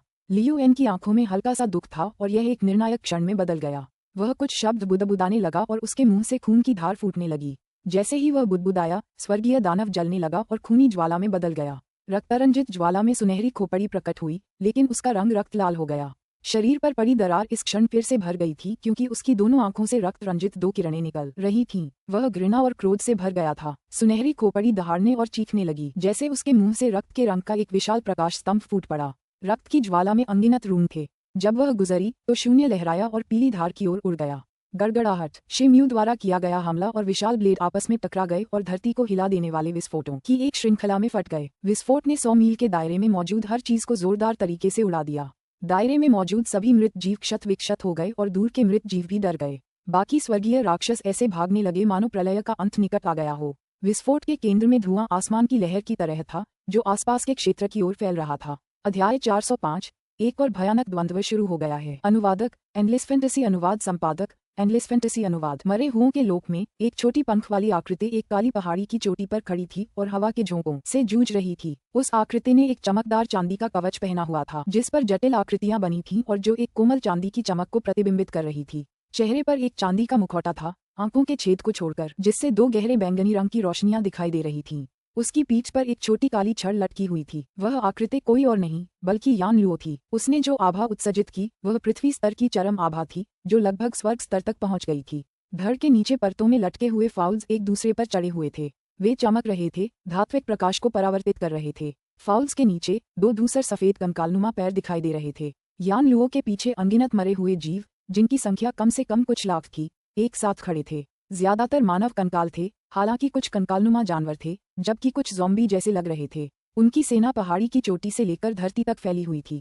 उसके सबसे करीब खड़ा था विशालकाय कंकाल वुये। वुये के हाथों में हड्डी से बना एक लंबा सुनहरा ब्लेड पीले रंग में चमक रहा था और उसकी भयानक आकृति लगभग यान लुओ के बराबर थी। यान लुओ का शरीर अचानक हवा के खिलाफ थोड़ा कांप उठा, जैसे कि उसे कुछ महसूस हो रहा हो। फिर अचानक दूसरी दिशा में मुड़ गया। क्या हुआ मैडम? वुये ने एक प्रकार की गुनगुनाहट निकाली। यान लुओ ने बिना कुछ कहे अपने पंख फैलाए और हवा में उछल पड़ी। वह चांदी के धूमकेतु की तरह पूरी गति से आकाश में उड़ गई। वू ये ने एक धीमी गर्जना की और चमकीले पीले रंग से चमकने लगा, क्योंकि उसका शरीर यान लुओ का पीछा करने से पहले जमीन तक नीचे की ओर झुक गया था। मरे हुए जीवों के समूह ने युद्ध की पुकार लगाई और यान लुओ की दिशा में तेजी से भागने लगे। जिनके पंख थे उनमें से कुछ तो तुरंत हवा में उछल पड़े, जबकि कुछ, जैसे स्पाटोई और ज़ॉम्बी, तेज गति से आगे की ओर झपटे। स्पाटोई, कंकाल जीव, मरे हुए प्राणियों का एक विशाल समूह दूर तक भाग गया। काफी समय बीत गया और धूल साफ होकर जम गई। जमीन पर कई मील गहरा एक गड्ढा बन गया था। उसके आसपास की धरती मानो जबरदस्ती उखड़ गई हो, यहाँ तक कि उसकी पुरानी पहाड़ियां भी मिट गई हों। गड्ढे के तल पर 2 शव पड़े थे। वे कोई और नहीं बल्कि शी म्यू और लियू एन थे। शी म्यू पूरी तरह से घनी काली शल्कों की परत से ढका हुआ था, लेकिन उनमें से लगभग आधे, यदि अधिक नहीं, टूट चुके थे, जिससे उसका शरीर खून से लथपथ हो गया था। वह कुछ बार खांसा और जैसे ही उसकी आंखें खुलीं, उसके मुंह से खून निकलने लगा। शी म्यू ने अपने शरीर की वर्तमान स्थिति का निरीक्षण किया और एक बेपरवाह मुस्कान दी। उसकी वर्तमान स्थिति का सबसे अच्छा वर्णन अत्यंत होगा। उसकी वास्तविक क्यूई लगभग पूरी तरह से समाप्त हो चुकी थी और वातावरण से जहरीली ठंड की छोटी छोटी फुहारें उसके शरीर में घुस रही थीं, जो धीरे धीरे उसे पंगु बना रही थीं। उसे पहले भी बहुत बड़ा घाव हो चुका था, लेकिन अब वह निश्चल हो गया था। हवा में अंतरिक्ष चैनल बहुत पहले ही गायब हो चुका था। फिर भी कुछ और तैर रहा था जहाँ वह कभी था। यह एक धीरे धीरे घूमती हुई काली ईंट थी, फॉल्नर एंजल डेस्क। इससे जेट ब्लैक प्रकाश उत्सर्जित हुआ, जिसके बाद वे लियू एन के चारों ओर तथा उसके चारों ओर कई दर्जन फीट की दूरी तक एक काले गुंबद में एकत्रित हो गए। लियू एन से कुछ ही फीट की दूरी पर लेटे शी म्यू ने राहत की सांस ली। गुंबद ने उसके शरीर में काली ठंडी ऊर्जा के प्रवाह को रोक दिया था। वह चुपचाप एक शक्तिशाली दुष्ट वानर के प्रजनन की कला का अभ्यास करने लगा और अपना सिर घुमाकर बहुत निकट खड़े लियू एन को देखने लगा। ऐसा करते समय उसके चेहरे के भाव बदल रहे थे। लियू आन अब लाल हड्डियों की एक परत से ढका हुआ था, जिसने अंडे जैसी आकृति ले ली थी। शी म्यू को ये बहुत जाना पहचाना लगा और एक पल में उसे याद आया कि यह वही खून के रंग का कंकाल था जो पहले था। ट्रैक ट्रैक, रक्त रंजित कंकाल फटकर टुकड़ों में बिखर गया और फिर आग की लपटों में घिर गया और उसी अचानक उसका हर टुकड़ा गायब हो गया। ठीक उसी तरह स्वर्गीय भूतधारा जैसा शक्तिशाली उपकरण पूरी तरह से गायब हो गया। जब आग बुझी तो लियू आन का शरीर आखिरकार बाहर आ गया। वह भी शी म्यू जितना ही गंभीर रूप से घायल लग रहा था, बल्कि उससे भी ज्यादा। उसका चेहरा पूरी तरह पीला पड़ गया था, उसके कपड़े पूरी तरह से फटे हुए थे और उसके शरीर पर जख्मों से खून रिस रहा था। लियू आन ने भले ही मार्शल आर्ट और जादू दोनों का अभ्यास किया हो, लेकिन उसकी शारीरिक सहनशक्ति शी म्यू से कमतर थी। स्वर्गीय भूतधारा की सहायता के बावजूद हुआंग लॉन्ग के लगभग पूरे बल के प्रहार ने उसे गंभीर क्षति पहुंचाई थी। लियू अन को शी म्यू की नजरें उस पर टिकी हुई महसूस हुई। वह मुड़ा, उनकी नजरें मिलीं, फिर वे उतनी ही तेजी से चुपचाप मुड़ गए। शी म्यू ने 2 उच्च श्रेणी के अग्नि गुण वाले आत्मिक पत्थरों को उत्पन्न करने के लिए संघर्ष किया और अपनी वास्तविक क्यूई को पुनः प्राप्त करने के लिए उनकी आध्यात्मिक ऊर्जा को तीव्रता से अवशोषित करना शुरू कर दिया। उसका शरीर धीरे धीरे एक धुंधली लाल रोशनी में घिर गया। लियू एन भी यही कर रहा था, लेकिन उसके शरीर के चारों ओर की रोशनी ग्रे थी। काफी समय बीत चुका था। दोनों आखिरकार अपने पैरों पर खड़े हो पाए और एक दूसरे को देखते रहे, फिर भी खामोश। उनके जख्म पूरी तरह से नहीं भरे थे, लेकिन कम से कम उनकी असली क्यूई तो ठीक हो गई थी।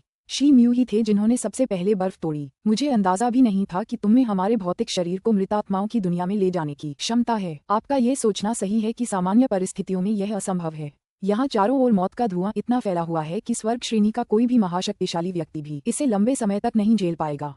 एक बार जब कोई फॉल्नर एंजल डेस्क पर आ जाता है तो सारी सीमाएं दूर हो जाती हैं। लियू एन ने सपाट स्वर में उत्तर दिया। उसकी नजरें मंडराते हुए फॉल्नर एंजल डेस्क पर टिकी रहीं। शी म्यू ने हवा में लटकी काली ईंट को देखा, उसकी आंखें चमक रही थीं। जैसा कि लियू एन ने समझाया था, ये डार्क मून पंथ का सबसे अनमोल खजाना था।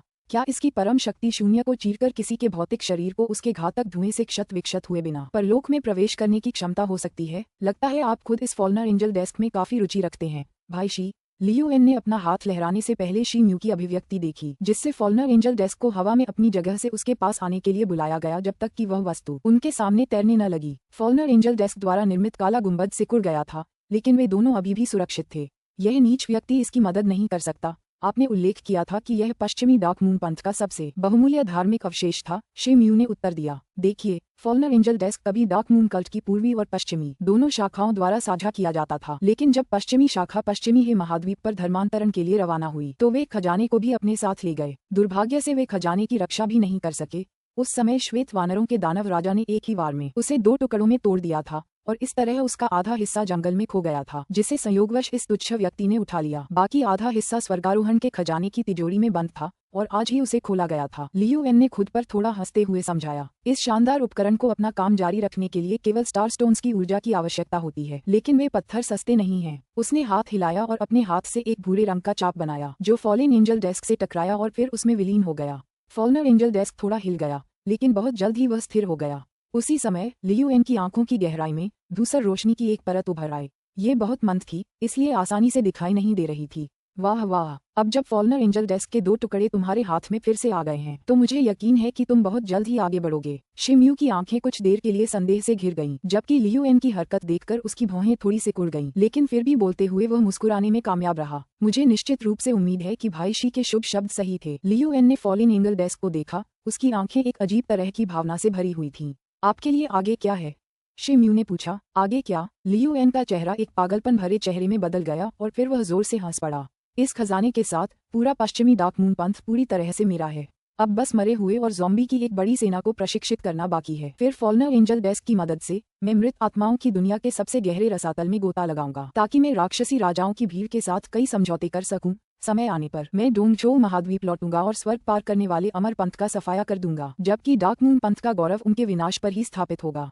लियू एन की पागलपन भरी हरकतें देखकर शिम्यू की भौहें पूरी तरह से सिकुड़ गईं। तभी उसकी अभिव्यक्ति दब गई। लियू आन का शरीर धीरे धीरे धूसर सफेद रोशनी में चमक रहा था। उसकी पुतलियां धीरे धीरे राख जैसी सफेद हो रही थीं। उसका चेहरा अभी भी पीला था, लेकिन उसकी पुतलियों की चमक और भी तेज होती जा रही थी। विषैली ठंड की एक धारा, जो केवल मृत आत्मा की दुनिया के लिए अद्वितीय है, लियू एन के शरीर से निकलने लगी थी और यह पूरे वातावरण को तेजी से भर रही थी। लियू एन ने बहुत धीरे से अपना सिर शिम्यू की ओर घुमाया और फिर उसकी आंखों में देखा।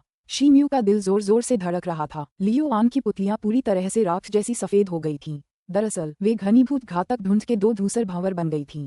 पूरा नजारा भयावहता में बदलने लगा था। उसी समय लियू एन की भुजाएं एक मोटी हरी त्वचा की परत से ढकने लगी थीं, क्योंकि उसकी 10 उंगलियां तेज पंजे जैसी संरचना वाली सफेद पन्ना हरे नाखूनों में बदल गईं।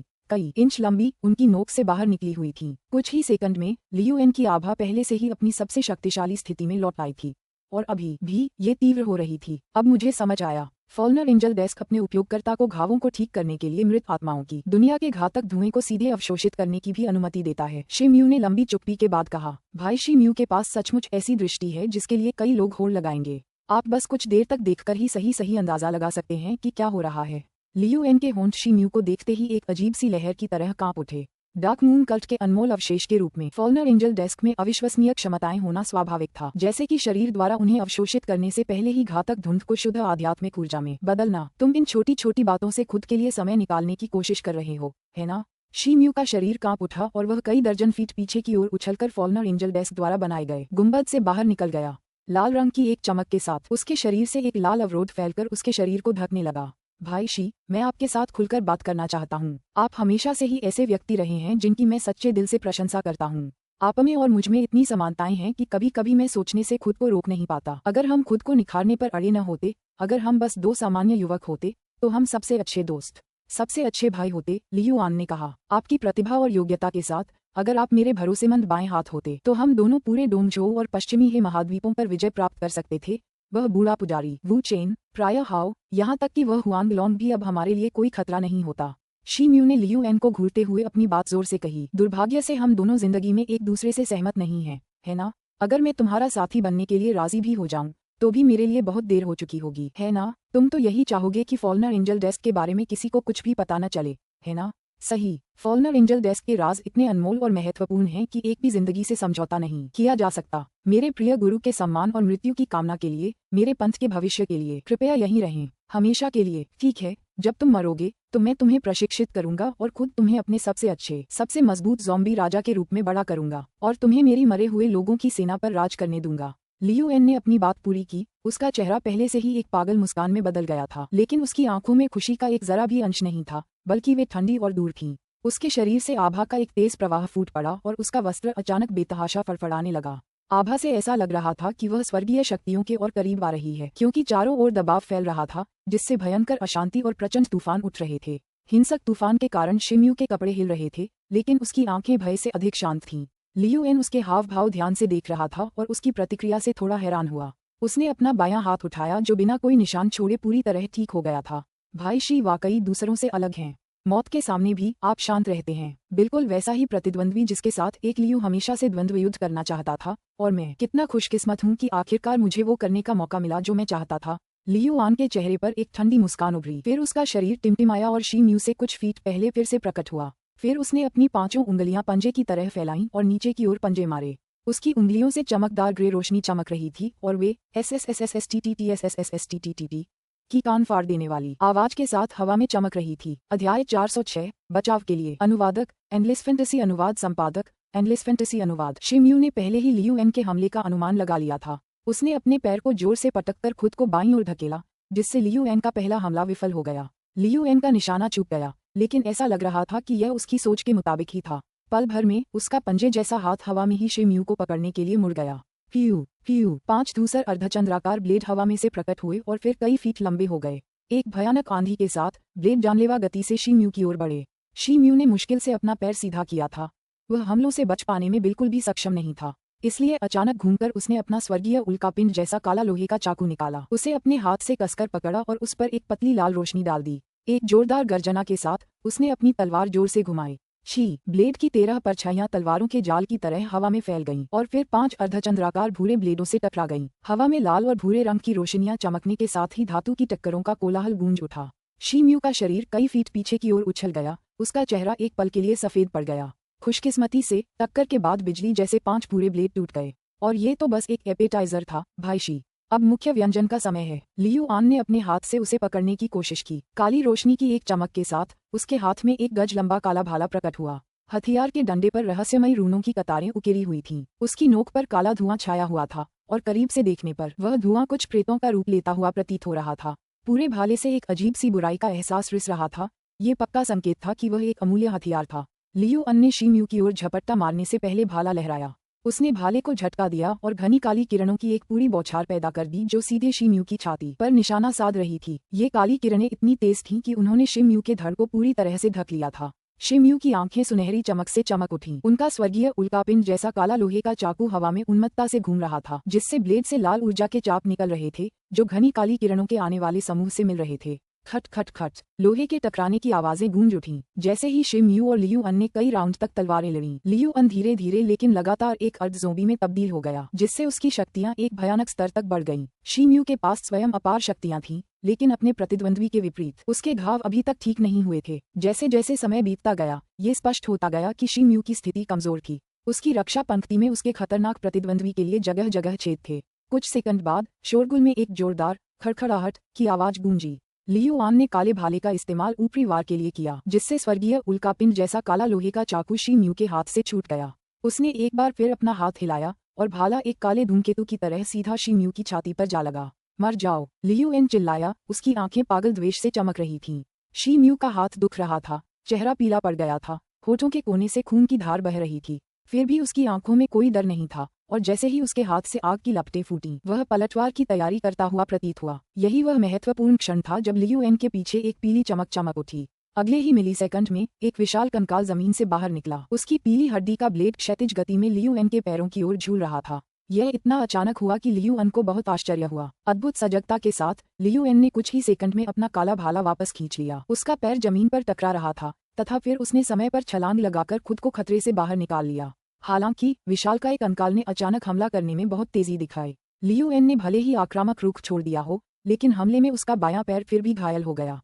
छींटे इस हमले में लियू एन का बायां पैर ढकने वाला कपड़ा तुरंत फट गया, जिससे उसकी शैमरॉक हरे रंग की त्वचा पर एक हल्का घाव हो गया और ताजा घाव से हल्के पीले रंग का तरल पदार्थ बाहर निकल आया। लियू एन के चेहरे पर एक ठंडी सी मुस्कान तैर गई। फिर जैसे ही उसके बाएं हाथ से धूसर रोशनी फूटी, वह हवा में उछला और आगे की ओर एक मुक्का मारा। लगभग 20 फुट चौड़ी एक विशाल मुट्ठी उसके हाथ से ऐसे उड़ी जैसे कोई पहाड़ आसमान से गिर रहा हो। कहीं भी झुकने की जगह न होने के कारण कंकाल की आत्मा की लौ टिमटिमा उठी। उसका शरीर एक क्षण के लिए पीले रंग में चमक उठा और फिर वापस धरती में धंस गया। वह अभी गायब ही हुआ था कि वह दूसर मुट्ठी उसी जमीन पर गिर पड़ी जहां कुछ सेकंड पहले खड़ी थी। शोरगुल के बीच हड्डियों के टूटने की आवाजें सुनाई दे रही थीं और मलबा चारों तरफ बिखर गया। जल्द ही जमीन में एक गड्ढा बन गया। यह एक शक्तिशाली मुक्का था, लेकिन ऐसा लग रहा था कि कंकाल अपेक्षाकृत सुरक्षित रूप से धरती में छिपने में सफल रहा। ओह, मैं तो भूल ही गया था कि भाई शी भी जादुई रूप से निपुण चंद्र श्रेणी के आत्मा जादूगर हैं। आपके पास भी यहाँ से एक मृत आत्मा वाला पालतू जानवर है ना? हालांकि यह निश्चित रूप से वह नहीं था जो अभी जमीन से बाहर निकला था, है ना? लियू अन जमीन पर स्थिर होकर गिरा, उसकी नजरें शिमयू से हट ही नहीं रही थीं। शिमयू ने अचानक मिले इस मौके का फायदा उठाते हुए कई फीट पीछे की ओर छलांग लगाकर हाथापाई से बच निकला। जब उसने लियू एन को जवाब देने का कोई संकेत न देते हुए एक गोली हाथ में लेकर उसे निगल लिया, तो उसका चेहरा सफेद पड़ गया। उसकी पीठ के पीछे लपटें चमकीं और फिर कई फीट लंबे लपटों के पंखों में बदल गईं। एक फड़फड़ाहट के साथ वह लाल धुंध में बदल गया और धरती के करीब पहुंच गया। जैसे ही लियू एन ने शी म्यू के भागने का तरीका देखा, उसकी पीठ से काली रोशनियां निकल आईं। फिर वही काली रोशनियां एक जोड़ी गहरे काले पंखों में विलीन हो गईं। वे चमक रहे थे जैसे उनकी सतह पर अस्पष्ट रूनों के घेरे छा रहे हों। काले भाले की तरह लियू आन के पंखों से भी भयावहता का एक व्यापक भाव प्रकट हो रहा था। उसके पंख फड़फड़ाए और लियू आन भी एक काले धब्बे में बदल गया जो शी म्यू का पीछा कर रहा था। हैरानी की बात यह है कि उसकी उड़ान शी म्यू से कम नहीं थी, अगर तेज नहीं थी। कुछ ही सेकंड में लियू अन ने शी म्यू को पकड़ लिया। उसने अपना काला भाला आगे फेंका और उस पर वार करने की कोशिश की। भाले की नोक से एक काली चमक निकल रही थी और हल्की सी बंशी जैसी चीखें सुनाई दे रही थीं। काले धुएं के गुब्बार भाले से निकलकर एक काली मृगतृष्णा का रूप ले रहे थे। ऐसा लग रहा था मानो शैतान स्वयं नरक के अपने सिंहासन से उठकर नश्वर लोक में आ गया हो। शी म्यू को काले भाले से निकलता हुआ असहनीय दबाव का एक मोटा उभार महसूस हो रहा था जो उसे इस तरह से घेरे हुए था मानो अंतरिक्ष उस दबाव से बंधा हुआ हो। ऐसा लग रहा था कि काला भाला उसके शरीर को छेदने ही वाला था कि तभी लियू एन के पैरों के नीचे से वही पीली चमक चमक उठी और एक बार फिर वही विशालकाय कंकाल धरती से बाहर निकल आया। उसकी बाईं बाह में दरारें पड़ गई थीं मानो पूरी बाह की हड्डी टूटने ही वाली हो। उसकी दाहिनी बाह ने अपना ब्लेड लियू आन के टखने की ओर घुमाया। पीले हड्डी के ब्लेड की सतह पर चमकदार पीले प्रकाश की एक परत थी जिसका वेग जंगली और बेलगाम था। तुम यहाँ हो। लियू एन ने अपनी बाह को एक नई दिशा में धकेलने से पहले एक धूर्त हंसी दी। इस बार काले भाले ने धरती से निकलते विशाल कंकाल पर निशाना साधा। क्रैक! भाला लंबे कंकाल की हड्डी से टकराया और उसे चकनाचूर कर दिया। फिर भी भाले के टूटने से न तो उसका प्रभाव कम हुआ और न ही उसकी गति, क्योंकि वह तेजी से कंकाल की छाती को भेदता हुआ दूसरी तरफ से बाहर निकल गया। कंकाल की आंखें चटक बैंगनी रंग की चमक रही थीं। उसने अपनी चोट की परवाह न करते हुए गुस्से से भाले की मूंछ पकड़ ली। लाल रंग की चमक के साथ शी म्यू लियू एन के पीछे प्रकट हुआ। उसके दोनों हाथ उसकी तलवार की मूठ पर थे और वह नीचे की ओर झूल गया। स्वर्गीय उल्कापिंड जैसा काला लोहे का चाकू ठंडी काली चमक के साथ चमक रहा था। लियू एन ने कंकाल से भाला निकालने के लिए अपनी कलाई हिलाई, लेकिन उसने पाया कि भाला पूरी तरह से फंस गया था। उसके चेहरे पर एक क्षण के लिए स्तब्धता का भाव आया, लेकिन उसने तुरंत खुद को संभाला। उसने अपने मुंह से काली रोशनी का एक झोंका छोड़ा जो उसके शरीर के सामने एक काली ढाल के रूप में क्रिस्टलीकृत हो गया। ढाल की सतह पर भाले और पंखों पर पाए जाने वाले समान काले निशान थे। स्वर्गीय उल्कापिंड जैसा काला लोहे का चाकू एक जोरदार आवाज के साथ ढाल पर गिरा, लेकिन ढाल के आधे हिस्से तक पहुंचने के बाद ब्लेड पूरी तरह से रुक गया। इस छेद से लियू आन ने तेजी से अपनी कलाई हिलाई, जिससे भाले से एक गहरी आभा निकली और वह कई काले ब्लेडों में बदल गई। कुछ जोरदार वारों से विशाल कंकाल तुरंत कई टुकड़ों में बट गया और हड्डियों के ढेर के रूप में जमीन पर गिर पड़ा। लियू एन ने अपना ध्यान शी म्यू के काले ब्लेड की ओर लगाया। वह झुका और अपने शरीर को पीछे की ओर झपट्टा मारकर पीछे की ओर झुका, लेकिन तभी लियू एन के पीछे का खाली स्थान अचानक काले रंग में चमक उठा और उसमें से एक चांदी का छाया चित्र अचानक बाहर निकला, जिसके हाथ में एक काले लोहे की छड़ थी। छड़ी धुंधली थी क्योंकि वह सीधे लियू एन के सिर पर लगी थी। लियू एन का दिल धड़क उठा। उसके शरीर से काली रोशनी निकली और उसका शरीर तुरंत वहीं रुक गया और फिर हमले की पहुंच से दूर एक तरफ चला गया। वह बहुत धीमा था। एक धमाके की आवाज के साथ काली छड़ उसके कंधे पर आकर लगी। खून तुरंत हवा में नाच उठा। लियू एन का कंधा चकनाचूर हो गया था और मांस का एक लहूलुहान ढेर बिखर गया था। वह चांदी की छाया कोई और नहीं बल्कि यान लुओ थी। वह इस बात से नाराज लग रही थी कि वह लियू एन को तुरंत मौके पर ही मार नहीं पाए। अपने पंख फड़फड़ाते हुए उसका शरीर एक बार फिर धुंधला हो गया और वह परछाई की तरह लगातार लियू एन का पीछा करती रही। हवा में उसके हाथ में पकड़ी काली छड़ी से काली रोशनी निकल रही थी और उसकी छड़ी की छाया हवा में ऐसे दिखाई दे रही थी जैसे लियू एन पर बाढ़ आ रही हो। यान लुओ! जैसे ही शी म्यू ने चांदी की आकृति देखी, उसके चेहरे पर राहत की लहर दौड़ गई। हालांकि अभी अपने पुराने दोस्त को नमस्ते कहने और उससे बातें करने का समय नहीं था। उसने एक गहरी सांस ली और उसके शरीर से लाल बत्तियां फूट पड़ीं। जैसे ही वह यान लुओ की मदद के लिए हाथापाई में कूदने को तैयार हुआ, क्रिम्सन एप एनर्जी कंस्ट्रक्ट हवा में प्रकट हो गया। यान लुओ की आवाज उसके दिमाग में गूंजी, खुद को सुधारने पर ध्यान दो और बाधा मत बनो। शी म्यू हक्का बक्का रह गया, फिर एक हंसी मजाक भरी हंसी निकाली। एक पल में लियू आन और यान लुओ की आकृतियां उस हाथापाई में खो गईं। ऐसा लग रहा था मानो उन दोनों में एक जैसी शक्ति हो। वे बिजली की गति से आगे बढ़ रहे थे, कभी आपस में टकरा रहे थे तो कभी दूर भाग रहे थे। वे इतने तेज थे कि उनकी अपनी ही छवियां बन रही थीं। लगातार शोरगुल जारी रहा, जिससे उनके द्वंद्व की तीव्रता का पता नहीं चल पाया। शी म्यू ने गहरी सांस ली। उसने माना कि उसकी मौजूदा हालत को देखते हुए अगर वह मदद के लिए दौड़ा तो वाकई और भी मुसीबत खड़ी हो सकती है। लाल चमक गायब होते ही वह धरती पर उतरा और एक गोली निकाली। उसे निगलकर वह पालथी मारकर बैठ गया। फिर उसने अपने हाथ में 2 उन्नत श्रेणी के अग्नि गुण वाले स्पिरिट स्टोन निकाले और उनमें आध्यात्मिक ऊर्जा को अवशोषित कर लिया। उसके शरीर में फैलने से पहले उसकी बाहों में बारीक लाल रेखाएं बन गईं। लड़ाई की हिंसक गड़गड़ाहट शी म्यू के कानों पर लगातार हमला कर रही थी, जिससे वह घबरा रहा था, लेकिन उसे अपनी रिकवरी पर ध्यान केंद्रित करने के लिए इसे दबाना पड़ा। गोली और आत्मा पत्थर के संयुक्त प्रभाव से उसकी लगभग समाप्त हो चुकी वास्तविक क्यूई फिर से भरने लगी थी।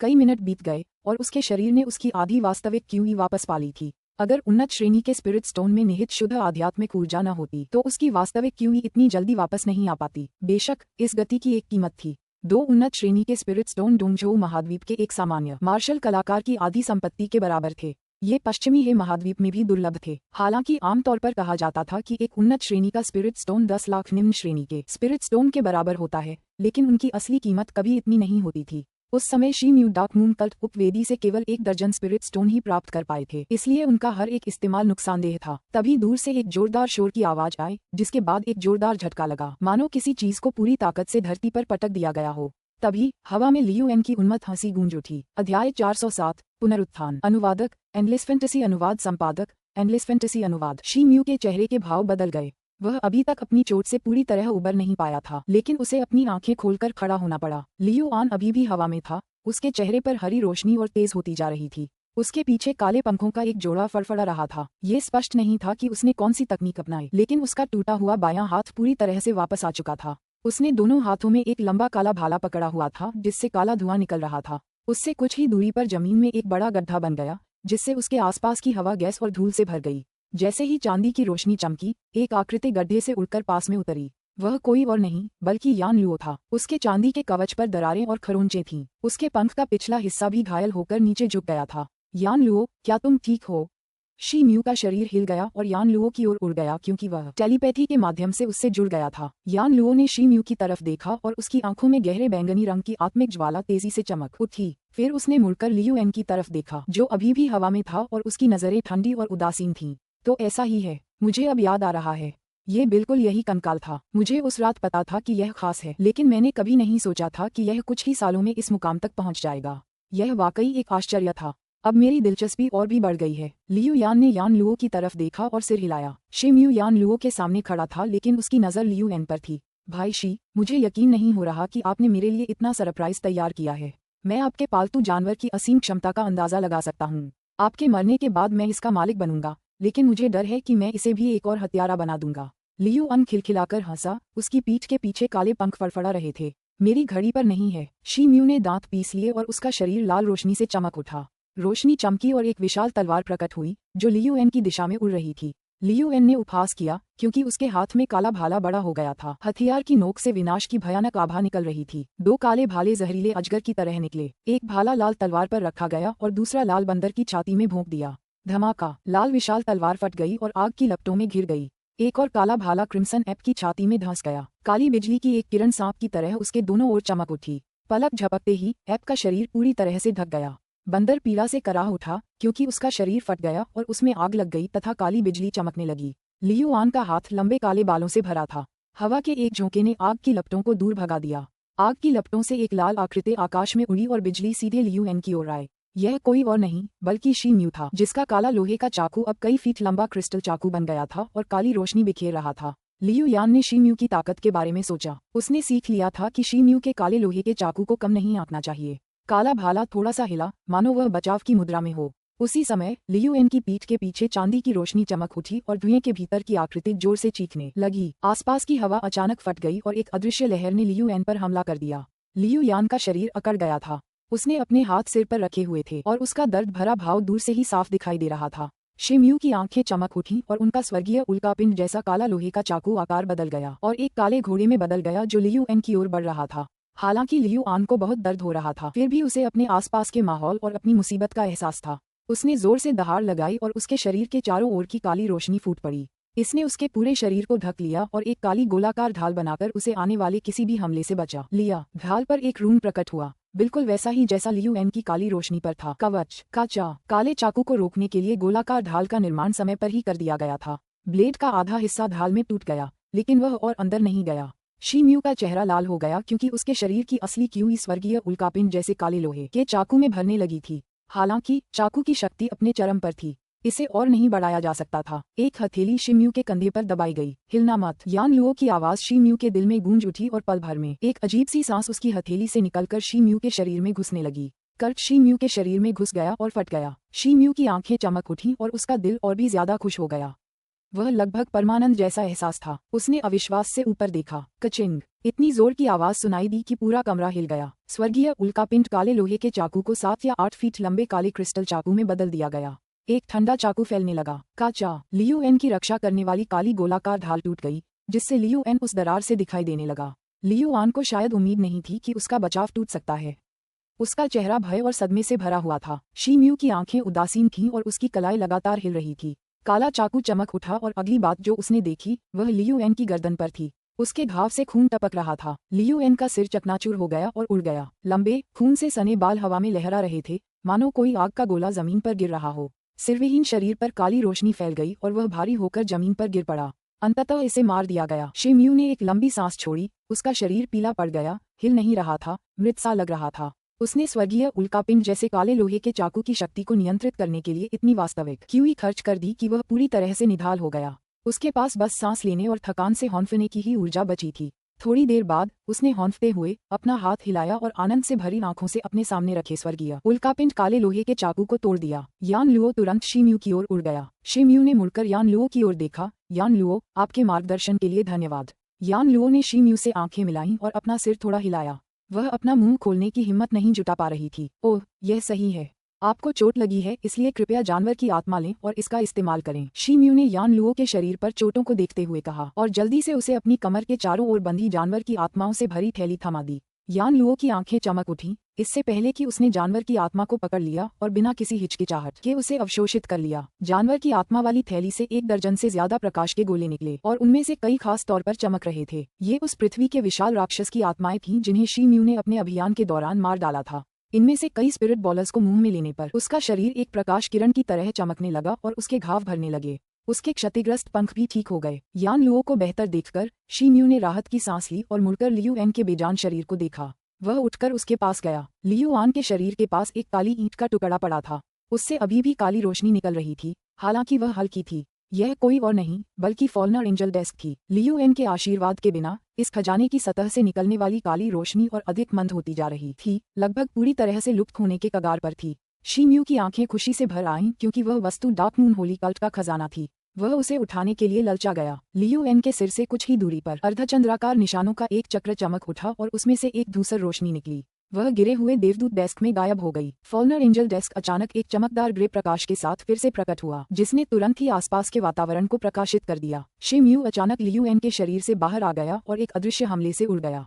उस पर इतनी जोर से हमला हुआ कि ऐसा लगा जैसे उसे किसी पहाड़ की चोटी पर पटक दिया गया हो।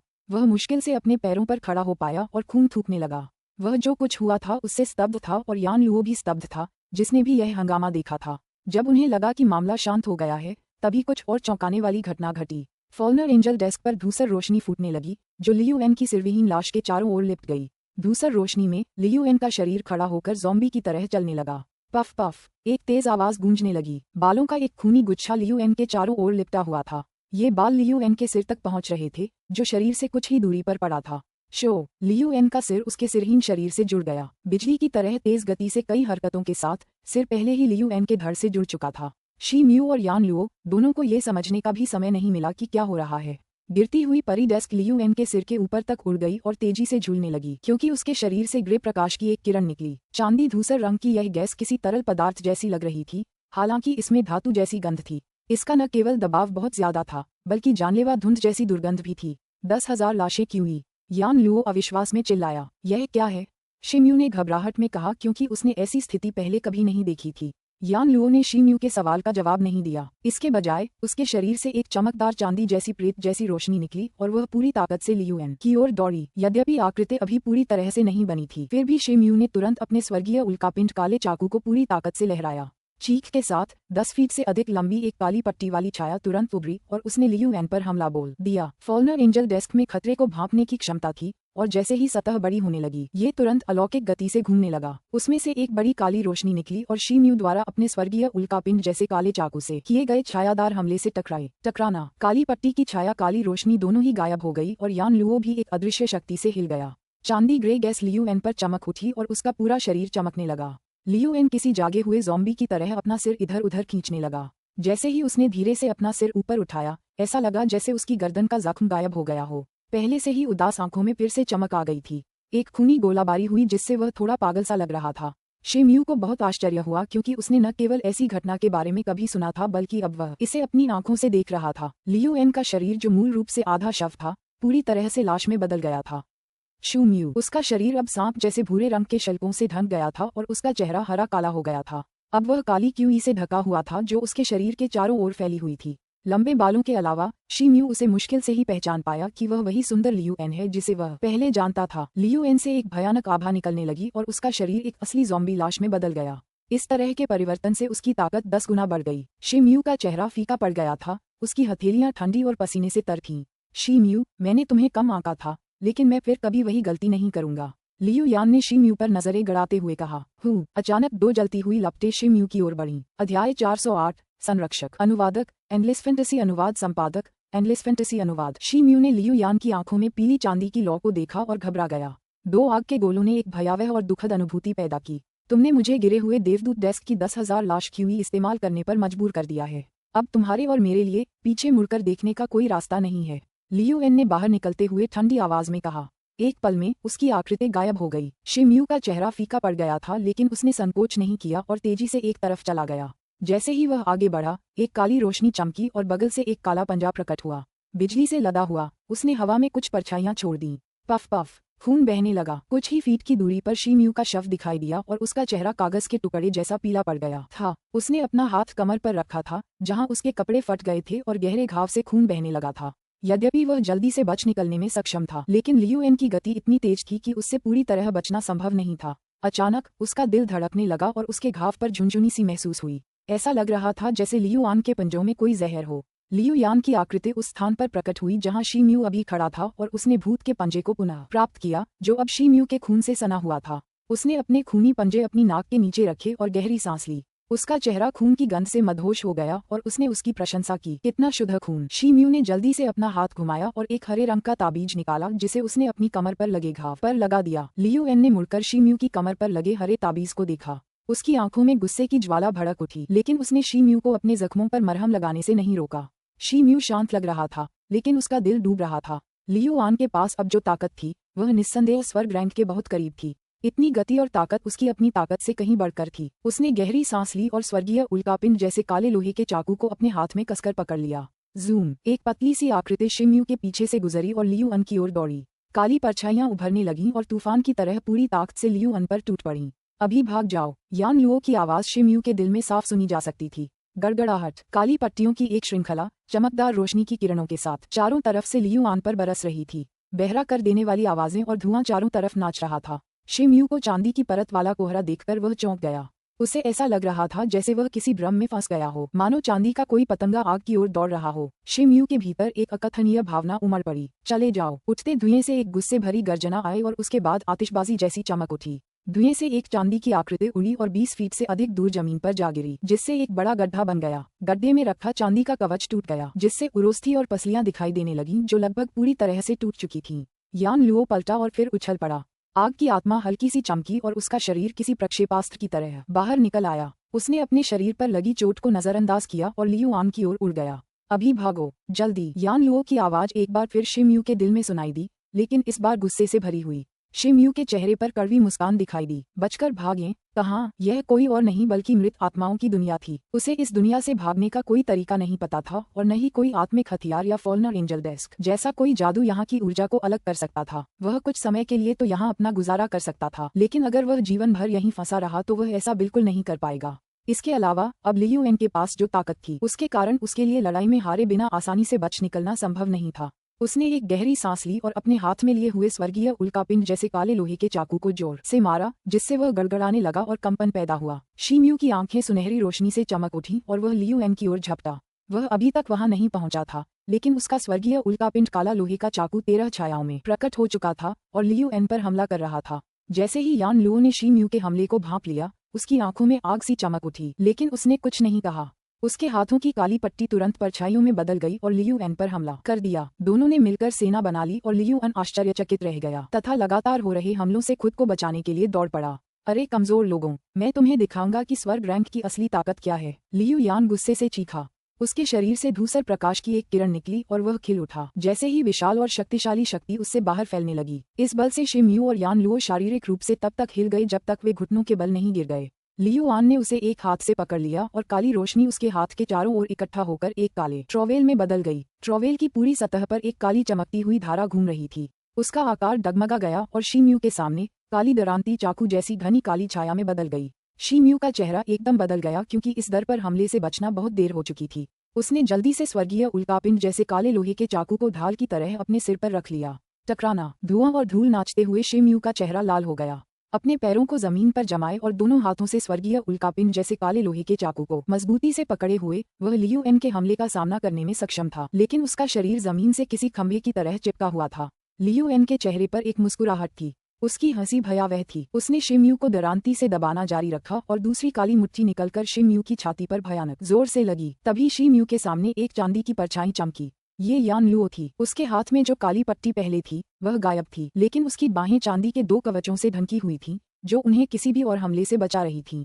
धमाका, लियू एन की मुट्ठी यान लुओ की ढाल से टकराई। काचा, यान लुओ की भुजाओं पर लगा चांदी का कवच तुरंत टूट गया और उसके नीचे उसकी क्रिस्टल भुजा प्रकट हो गई। उनके सामने 2 पतली भुजाएं एक दूसरे को पार करके खड़ी थीं और वे लियू एन की विशाल मुट्ठियों से चिपकी हुई थीं। काचा, यान लुओ की आंखों में धुआं तेजी से चमकने लगा और अदृश्य ध्वनि तरंगों का एक विस्फोट हुआ, जो लियू यान पर बहुत करीब से हमला करने लगा। लियू एन की भौहें सिकुड़ गईं और उसके चेहरे पर धूसर प्रकाश की एक परत उभर आई, जो एक पारभासी ढाल में परिवर्तित हो गई। अदृश्य ध्वनि तरंग ने पारदर्शी ढाल को ऐसे छुआ मानो किसी शत्रु से उसका सामना हुआ हो। फटते और बिखरते समय उसने कई चरमराहट भरी आवाजें निकाली। मैं शुरू में तुम्हें रखना चाहता था, लेकिन चूंकि तुम मौत की तलाश में हो, चलो एक साथ मर जाते हैं। लियू एन ने उपहास किया क्योंकि काली दरांती जो कि शिम्यू को दबा दी गई थी को ऊपर उठाया गया और यान लुओ की ओर उड़ा दिया गया। धमाका, काली दरांती सीधे यान लुओ पर लगी। उसका चांदी का कवच टूट गया और वह 2 टुकड़ों में कट गई। इससे पहले कि यान लुओ अशक्त हो, उसके मुंह से एक काली रोशनी की किरण निकली जो सीधे लियू एन पर वार कर रही थी। ये स्वर्गीय उल्कापिंड जैसी काली पट्टी थी। स्वर्गीय उल्कापिंड बार से एक अजीब चमक निकलने लगी और सिर की काली रोशनी एक बंदूक के समान एक तेज आकार में संघनित हो गई। इतनी नजदीक से देखने पर लियू यान के पास भागने की कोई जगह नहीं थी। फुफकार, काली छोटी छड़ पारदर्शी ढाल को भेदते हुए लियू एन की छाती में घुस गई, लेकिन उसने सिर्फ त्वचा को ही काटा। अचानक छोटी छड़ी के चारों ओर काले रंग का एक घेरा फैल गया। बेड़ियों में जकड़े लियू एन की आंखें भ्रमित थीं और उनका शरीर थोड़ा कांप रहा था। ऐसा प्रतीत होता है कि वह खुद को गिरने से बचाने की कोशिश कर रहे थे। ये स्पष्ट था कि लोहे की छड़ का अपने शत्रुओं पर न केवल शारीरिक बल्कि आध्यात्मिक प्रभाव भी था। अब लियू एन के पास जो ताकत थी उससे उसकी इंद्रियां भ्रमित हो गईं। उसकी आंखें धुंधली थीं क्योंकि वह हवा में कई बार लुढ़का और भारी ढंग से नीचे गिरा। यान लुओ, शिम्यू ने देखा कि उसने यान लुओ के कटे हुए शरीर को पकड़ रखा था। ये देखकर शिम्यू को बहुत गुस्सा आया। उसने एक दरार देखी और गुस्से से दहाड़ा। उसके शरीर का खून उबल पड़ा और अचानक आसमान की सतह पर प्रकट हो गया। उसकी मांसपेशियां विशाल थीं और उसकी त्वचा अब चांदी जैसे सफेद बालों से भर गई थी। वह उड़कर एक विशालकाय सफेद वानर में बदल गया। उसके पूरे शरीर से शक्तिशाली हिंसक क्यूई निकल रही थी। शिम्यू जिस सफेद वानर में बदल गया था वह पहले वाले से बहुत अलग था। हालांकि वह सिर्फ 2 या 3 फीट ऊंचा था, लेकिन उसकी गंध पहले वाले से कहीं ज्यादा तेज थी। यद्यपि यह लियू एन की वर्तमान शक्ति और ताकत की तुलना में कुछ भी नहीं था, फिर भी यह कुछ हद तक समान था। विशालकाय वानर अब सुनहरे रंग का नहीं बल्कि रक्त लाल रंग का हो गया था। वह पूरी तरह से बेचैन था और उसका बायां हाथ अभी भी पूरी तरह से काला था। धमाका, जैसे ही बंदर के विशाल पंजों ने काले लोहे के चाकू को जकड़ लिया, वह चीखता हुआ जमीन से उछल पड़ा। चाकू उसके हाथ में बहुत छोटा लग रहा था, मानो उसने कोई खंजर पकड़ रखा हो। लेकिन जैसे ही विशालकाय बंदर की आंखें चमकीं, काले लोहे का चाकू तुरंत आकाश की ओर बढ़ गया और उसका ब्लेड काले सूरज में बदल गया। विशालकाय वानर से एक काली रोशनी निकली और पहाड़ की तरह काले चाकुओं में बदल गई, जो लियू एन की गर्दन की ओर बढ़ रही थी। लियू एन की नजर अभी भी अस्त व्यस्त थी, लेकिन जैसे ही उसे एहसास हुआ कि वह एक खतरनाक स्थिति में है, उसने जोर से चीख मारी। आसमान में फॉल्नर एंजल डेस्क की काली रोशनी दर्जनों बार नीचे और ऊपर उड़ी, मानो कोई ढाल हो। काले चाकू अब गिरे हुए देवदूत की मेज पर थे। जैसे ही 2 काली आभाएं आपस में टकराईं, एक जोरदार जमीन हिला देने वाली आवाज हुई। कई दर्जन फीट के दायरे में हवा का प्रवाह हिल गया। फॉलेन एंजल डेस्क की सतह पर काली रोशनी कमजोर रूप से चमक उठी और लगभग ढह गई, लेकिन फिर भी काले लोहे के चाकू के आगे झुक गई। जैसे ही लियू एन का दिमाग ठीक हुआ, उसने अपने सामने विशालकाय सफेद प्राणी को देखा और उसका चेहरा बदल गया। ऐसा प्रतीत हुआ कि वह बंदर की उपस्थिति से आश्चर्यचकित था। उसने जल्दी से कुछ शब्द बुदबुदाए और काली रोशनी फॉलेन एंजल डेस्क में घुलने लगी। गिरे हुए देवदूत की मेज की सतह पर अनगिनत काले निशान थे। हवा में अभी भी तैर रहे काले लोहे के चाकू के साथ साथ उसकी चमक भी स्थिर होने लगी। लियू एन के पैर के पास एक व्यक्ति ने हाथ बढ़ाकर छोटी काली छड़ी को पकड़ लिया और उसे बाहर खींच लिया। यह आम लोगों के लिए एक घातक चोट होती, लेकिन लियू एन एक लाश बन चुके थे और अभी भी हानिकर लग रहे थे। विशालकाय वानर को रोके जाने पर गुस्सा आया। लियू एन की हल्की सी हरकत देखकर उसकी आंखें थोड़ी फैल गईं। अगले ही पल बंदर के चेहरे पर उत्साह झलकने लगा। उसने अपनी बाहें और उंगलियां उठाईं, लेकिन वह थोड़ा धीमा लग रहा था। अध्याय 409 लियू एन की मृत्यु। अनुवादक एंडलेस फैंटेसी अनुवाद संपादक एंडलेस फैंटेसी अनुवाद। बूम! लियू आन की छाती में धंसी हुई छड़ एक छोटे काले सूरज की तरह चमक उठी। अगले ही पल बत्तियां फट गईं। विशालकाय वानर के हाथों से काली रोशनी की एक किरण निकली। विस्फोट से लियू एन का शरीर पीछे की ओर फेंका गया। उसकी छाती खून और मांस से भरी हुई थी तथा उसकी पसलियां नंगी हो गई थीं और उसके गिरने से पहले ही एक जोरदार धमाके के साथ उसकी छाती टूट गई। घाव गंभीर लग रहा था, लेकिन मौजूदा लियू एन के लिए ये बिल्कुल भी जानलेवा नहीं था। वह तुरंत अपने पैरों पर खड़ा हो गया। उसकी आंखों में चांदी की आत्मा की ज्वाला एक पल के लिए चमक उठी। फिर उसने अपने हाथ में काली दरांती घुमाई। चिंग! उसके झटके के साथ काले प्रकाश का एक अर्धचंद्राकार आकार बंदर की ओर बढ़ा। विशालकाय सफेद बंदर ने अपनी काली उल्कापिंड जैसी लोहे की छड़ को झटका दिया और उसी तरह से पलटवार किया। दोनों हमलों की ताकत एक जैसी थी। पकड़ते ही काली उल्कापिंड जैसी लोहे की छड़ अर्धचंद्राकार आकृति से टकराकर काली रोशनी के एक बड़े गोले में बदल गई। जब लियू एन ने अपनी काली दरांती घुमाई तो उसे सफेद रंग का एक धुंधलापन दिखाई दिया। उसके बाद उसकी नजर सफेद बंदर पर पड़ी, जो उसके ठीक सामने प्रकट हुआ। उसने तेजी से वार करने के लिए अपने हाथ मुट्ठी में बांध लिए थे। झुलसी हुई काली बाईं मुट्ठी चलते चलते लाल हो गई। उसमें से एक अग्नि सी फूट पड़ी और उस लाल आग में सुनहरी लौ का एक टुकड़ा चमक उठा। मुट्ठी की गति से पहले ही लपटें उठनी शुरू हो गई थीं और वे लियू एन के शरीर की ओर बढ़ रही थीं। लियू एन की आंखों में अब डर साफ दिखाई दे रहा था। उसके पास झुकने के लिए कोई जगह नहीं थी, इसलिए उसने बचाव के लिए अपनी काली दरांती अपने सामने उठा ली। धमाका! लाल बाएं हाथ की मुट्ठी ने काली दरांती को चूर चूर कर दिया।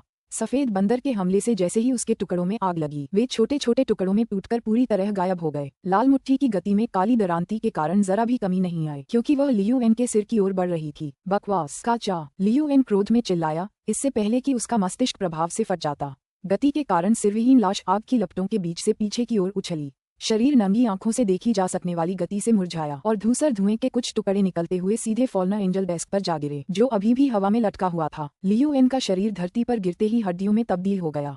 लियू एन के नियंत्रण के बिना स्वर्गीय उल्कापिंड जैसे काले लोहे के चाकू के हमले से गिरी हुई परी डेस्क तुरंत अपनी वर्तमान स्थिति से उखड़ गई। वह कई दर्जन गज दूर हवा में तैरती रही। उसकी काली चमक कभी कम नहीं हुई, बल्कि आसपास के क्षेत्र को एक काले गुंबद से ढक दिया। ऐसा लग रहा था जैसे सफेद बंदर ने उस एक ही अंतिम मौके में अपनी पूरी ताकत झोंक दी हो। उसका विशाल चांदी सफेद शरीर टिमटिमाती रोशनियों से चमक रहा था और फिर धीरे धीरे अपने मूल आकार में सिमट गया। शिम्यू का चेहरा कागज की तरह सफेद था, उस पर गुलाबी रंग का एक भी निशान नहीं था। जमीन पर गिरने से पहले उसका शरीर कांप उठा। वह पूरी तरह से असली क्यूई से रहित था। सफेद वानर के आखिरी घूंसे ने उसके शरीर में असली क्यूई का एक एक कण खत्म कर दिया था। यहाँ तक कि उसकी सुरक्षा कवच को शक्ति देने के लिए जो कुछ बचा था वह भी पूरी तरह खत्म हो चुका था। पल भर में ही जानलेवा जहरीला धुआं उसके अंदर समा गया। उसे अपनी जिंदगी तेजी से फिसलती हुई महसूस हो रही थी, क्योंकि उसका अपने शरीर पर, यहाँ तक कि अपनी उंगलियों पर भी नियंत्रण खत्म हो गया था। शिम्यू ने यान लुओ की तरफ देखा जो उसके पास ही पड़ी थी। अपनी चेतना और यान लुओ के बीच अटूट संबंध से वह बता सकता था कि वह धीरे धीरे लेकिन निश्चित रूप से ठीक हो रही थी। उसे राहत का एहसास हुआ। हवा में लटकी फॉल्ना एंजल डेस्क को देखते हुए उसने एक गहरी सांस ली और धीरे से एक गोली निगलने के लिए निकाली। इस हल्की सी ताकत के साथ वह काले गुंबद की ओर रेंगता हुआ चला गया। वह उससे केवल 10 गज की दूरी पर था, लेकिन उस क्षण यह एक कभी न खत्म होने वाली यात्रा की तरह था। उसने दांत पीसकर अपने शरीर पर फैले धुएं के रिसाव को थामे रखा, अपनी बाहों को एक एक करके ऊपर उठाते हुए। अगर उसने सर्वशक्तिमान वानर पुनर्जन्म की कला का अभ्यास न किया होता तो शायद उसका भौतिक शरीर पहले ही समाप्त हो चुका होता। उसे कई मिनट लगे, करीब आधा घंटा, आखिरकार फॉल्ना एंजल डेस्क के काले गुंबद के अंदर पहुंचने में। जैसे ही वह अंदर गया, उसके शरीर के चारों ओर जो मौत का धुआं सा छाने लगा था वह अचानक छूट गया और गुंबद के दायरे से बाहर चला गया, मानो किसी अदृश्य शक्ति ने। इसके साथ ही वह थोड़ा शांत हुआ और उसका शरीर मानो पूरी तरह से सूख गया हो, नीचे गिर पड़ा। उसने जो गोली खाई थी उसका असर दिखने लगा था। जब उसकी ताकत थोड़ी और बढ़ गई तो वह उठकर बैठ गया और अपनी खोई हुई ऊर्जा को वापस पाने के लिए दोनों हाथों में एक एक मध्यम दर्जे का स्पिरिट स्टोन पकड़ लिया। धीरे धीरे उसके शरीर में लाल चमक फैलती गई और अंततः उसका रंग वापस आ गया। कुछ देर तक यही चलता रहा। आखिरकार शिम्यू को खड़े होने की ताकत मिली। उसने अपना दाहिना हाथ घुमाया और एक अदृश्य आत्मा झुकने वाली जंजीर उसके हाथ से निकली और ऊपर की ओर बढ़ती गई, जब तक कि वह ऊपर गिरे हुए देवदूत डेस्क के चारों ओर कसकर कस नहीं गई। शिम्यू ने अपनी चेतना को बढ़ाया और महसूस किया कि फॉल्ना एंजल डेस्क उसकी हरकत से जरा भी विचलित नहीं हुई, क्योंकि वह अपनी काली रोशनी लगातार छोड़ रही थी। इसलिए इशारे से जंजीर और वह चीज जिससे वह उलझी हुई थी वापस उसकी ओर खींच ली गई। उसने उत्सुकता से अपने हाथ में रखे फॉल्न एंजल डेस्क का निरीक्षण किया। गिरे हुए देवदूत की मेज एक साधारण काली ईंट की तरह सामान्य दिख रही थी। अपनी जादुई आंखों को सक्रिय करने के बाद शी म्यू उस पर केवल बहुत ही महीन रहस्यमय रूनों की एक परत ही उकेर पाया। अजीब बात यह थी कि मंत्रों के बारे में अपनी पूरी जानकारी के बावजूद शी म्यू उस वस्तु पर उकेरे गए एक भी रून को नहीं समझ पाया। शी म्यू के अवलोकन से कोई और निष्कर्ष नहीं निकला। उसका हाथ चमक उठा और उसकी आध्यात्मिक ऊर्जा का एक झोंका फॉल्न एंजल डेस्क में प्रवेश कर गया। उसकी खुशी के लिए फॉल्न एंजल डेस्क ने उसी क्षण उसके साथ एक कमजोर संबंध बनाने की इच्छा व्यक्त की जब उसकी आध्यात्मिक ऊर्जा उसमें प्रवेश कर गई तथा उसे काले गुंबद के कवरेज के मध्यस्थ के रूप में नियुक्त कर दिया। शी म्यू ने कुछ देर सोचा और इच्छा की कि काला गुंबद सिर्फ उसे ही ढक ले।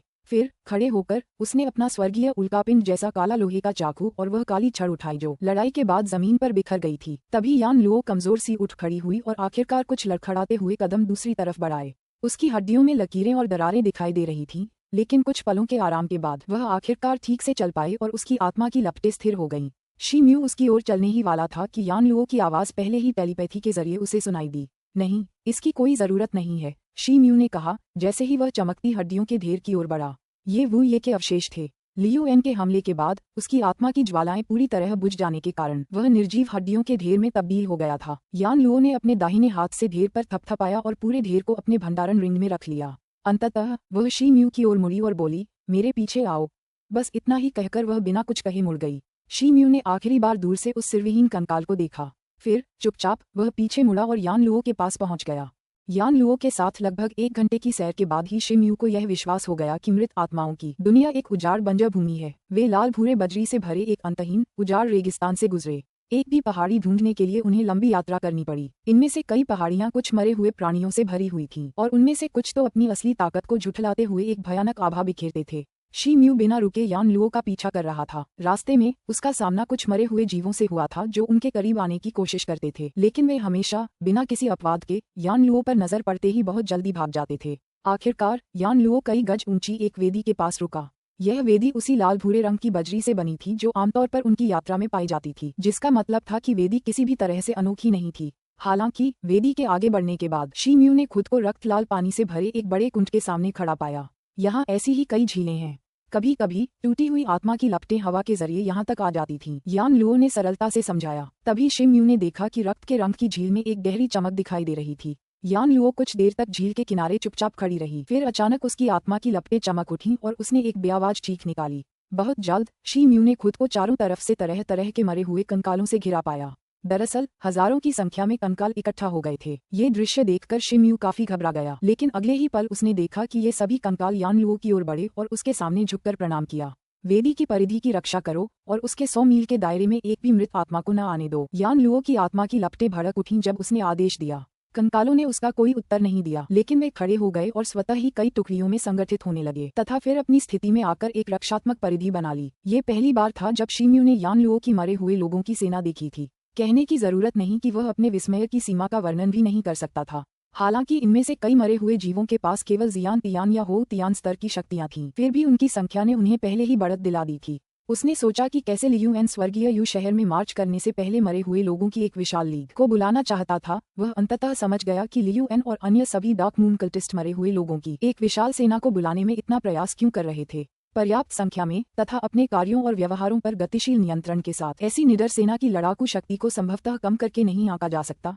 वे किसी गिरोह या यहाँ तक कि किसी संप्रदाय को भी टक्कर दे सकते हैं। मुझे नहीं पता था कि आत्मा जादूगर इतने शक्तिशाली होते हैं, शी म्यू ने मन ही मन कहा। सच्चाई ये थी कि एक आत्मा जादूगर के रूप में उसका अपना ज्ञान, चाहे वह दूसरी दुनिया या वशीभूत आत्माओं के विषय पर हो, केवल यान लुओ तक ही सीमित था। यान लुओ ने शी म्यू की बात अनसुनी कर दी और डार्कवाटर झील के किनारे जाकर उस पर कुछ अजीबोगरीब चिन्ह उकेर दिए। कुछ ही मिनटों में झील के किनारे एक वृत्त, एक त्रिभुज और कुछ टेढ़ी मेढ़ी रेखाओं से बनी एक भयावह छवि बन गई। शी म्यू चुपचाप देखता रहा, उसका मन अथाह विचारों से भरा हुआ था। तैयारी पूरी होने के बाद यान लुओ ने भंडारण वलय से वू ये के अवशेष निकाले और उसे मूर्ति के ऊपर रख दिया। फिर जैसे ही यान लुओ की आत्मा की लपटें उसकी कोठरियों में धधक उठीं, उसके हाथ रहस्यमय हस्त संकेतों के उन्माद में धुंधले हो गए। एक धीमी सी भिनभिनाहट के साथ जमीन पर पड़ी छवि चमकने लगी। वू ये की हड्डियां भी भयावह लाल चमक को प्रतिबिंबित करने लगी थीं। तभी शी म्यू ने देखा कि पहले शांत डार्कवाटर झील अचानक हिलने लगी और लहरें झील की सतह को चीरती हुई ऊपर आ गईं। फिर किसी जल सर्प की तरह झील से पानी की एक धार फूट पड़ी और फिर लाल चमकती हुई छवि में गिर गई। जब पानी लाल रोशनी में स्थिर हो गया तो वे फिर से शांत हो गए और वू ये की हड्डियों को घेर लिया। शी म्यू की आंखों में सुनहरी रोशनी चमक उठी और उसने देखा कि कई छोटे छोटे तारे जैसे चिंगारियां धीरे धीरे वू ये की आंखों की कोठरियों में जा रही हैं। झील में लगभग 3 बार इसी तरह हलचल हुई, फिर अचानक हलचल कम हुई और फिर वह पूरी तरह शांत हो गई।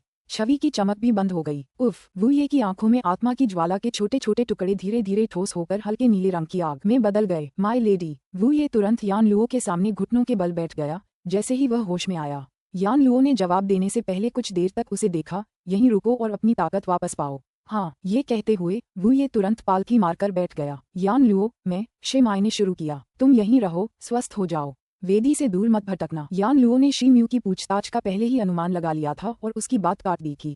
इसके बाद वह डाकावाटर झील के बीच में चली गई और धीरे धीरे खुद को रक्त रंग के पानी में डुबो दिया। अध्याय 410 गिरे हुए देवदूत कैनन। अनुवादक एंडलेस फैंटेसी अनुवाद संपादक एंडलेस फैंटेसी अनुवाद। शी म्यू ने यान लुओ को धीरे धीरे डाकावाटर झील में गायब होते देखा और आत्महीनता से हंसने लगा।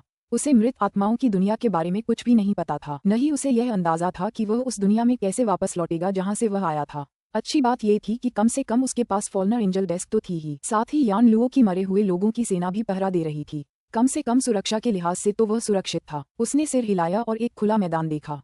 टांगे क्रॉस करके बैठ गया और आंखें बंद कर लीं। कुछ मिनट बीते और उसकी आंखें फड़फड़ाकर खुल गईं।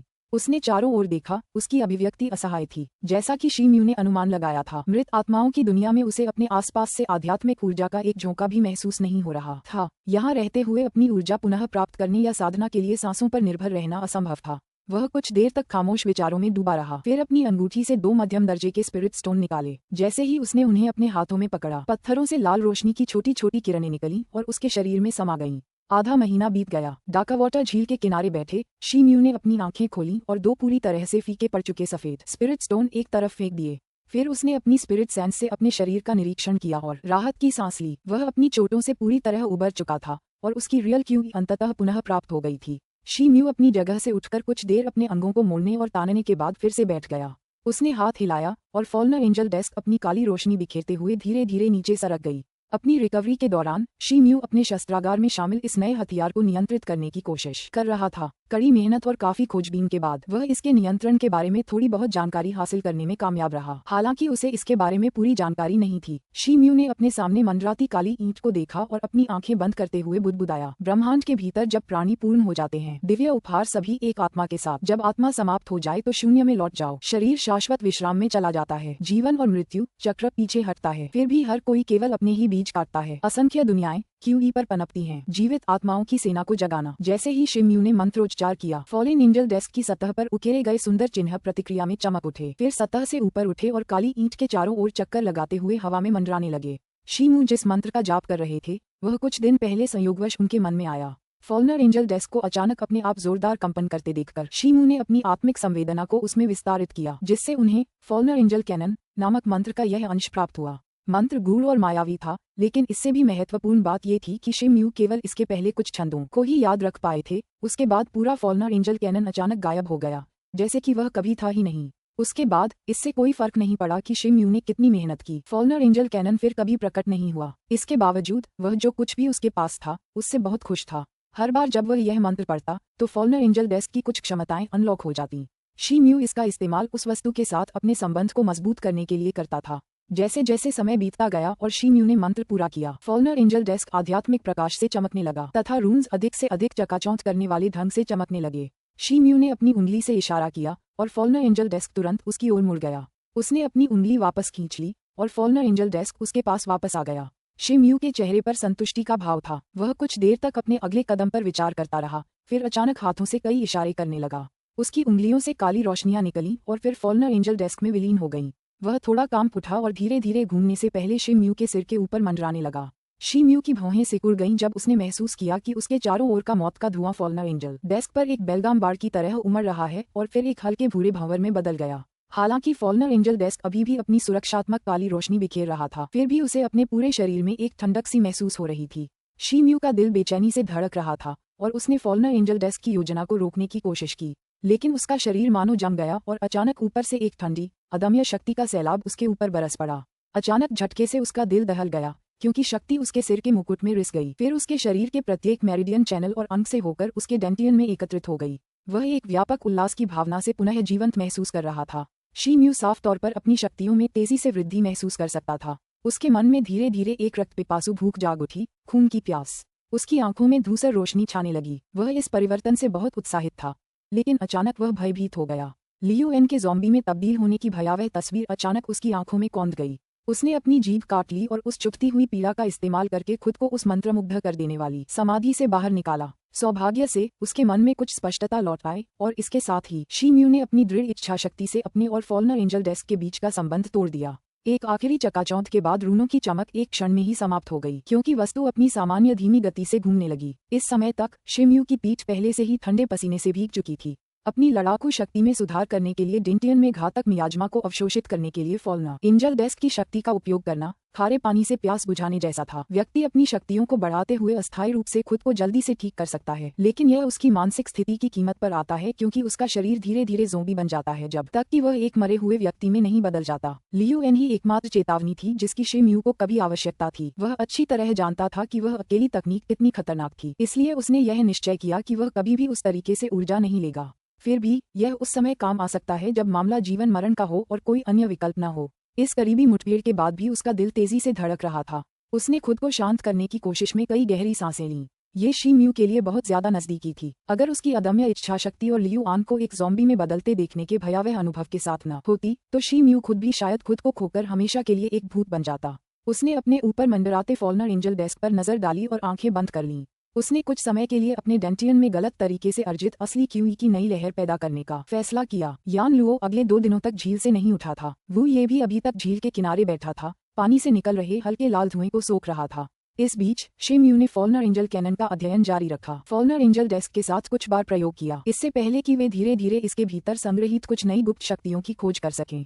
इन गुप्त शक्तियों में से एक ये थी कि यह किसी नश्वर को अपने भौतिक शरीर के साथ मृत आत्मा की दुनिया में प्रवेश करने की अनुमति देती थी, जो वायुमंडल में घातक धुंध से दूषित होने से सुरक्षित रहती थी।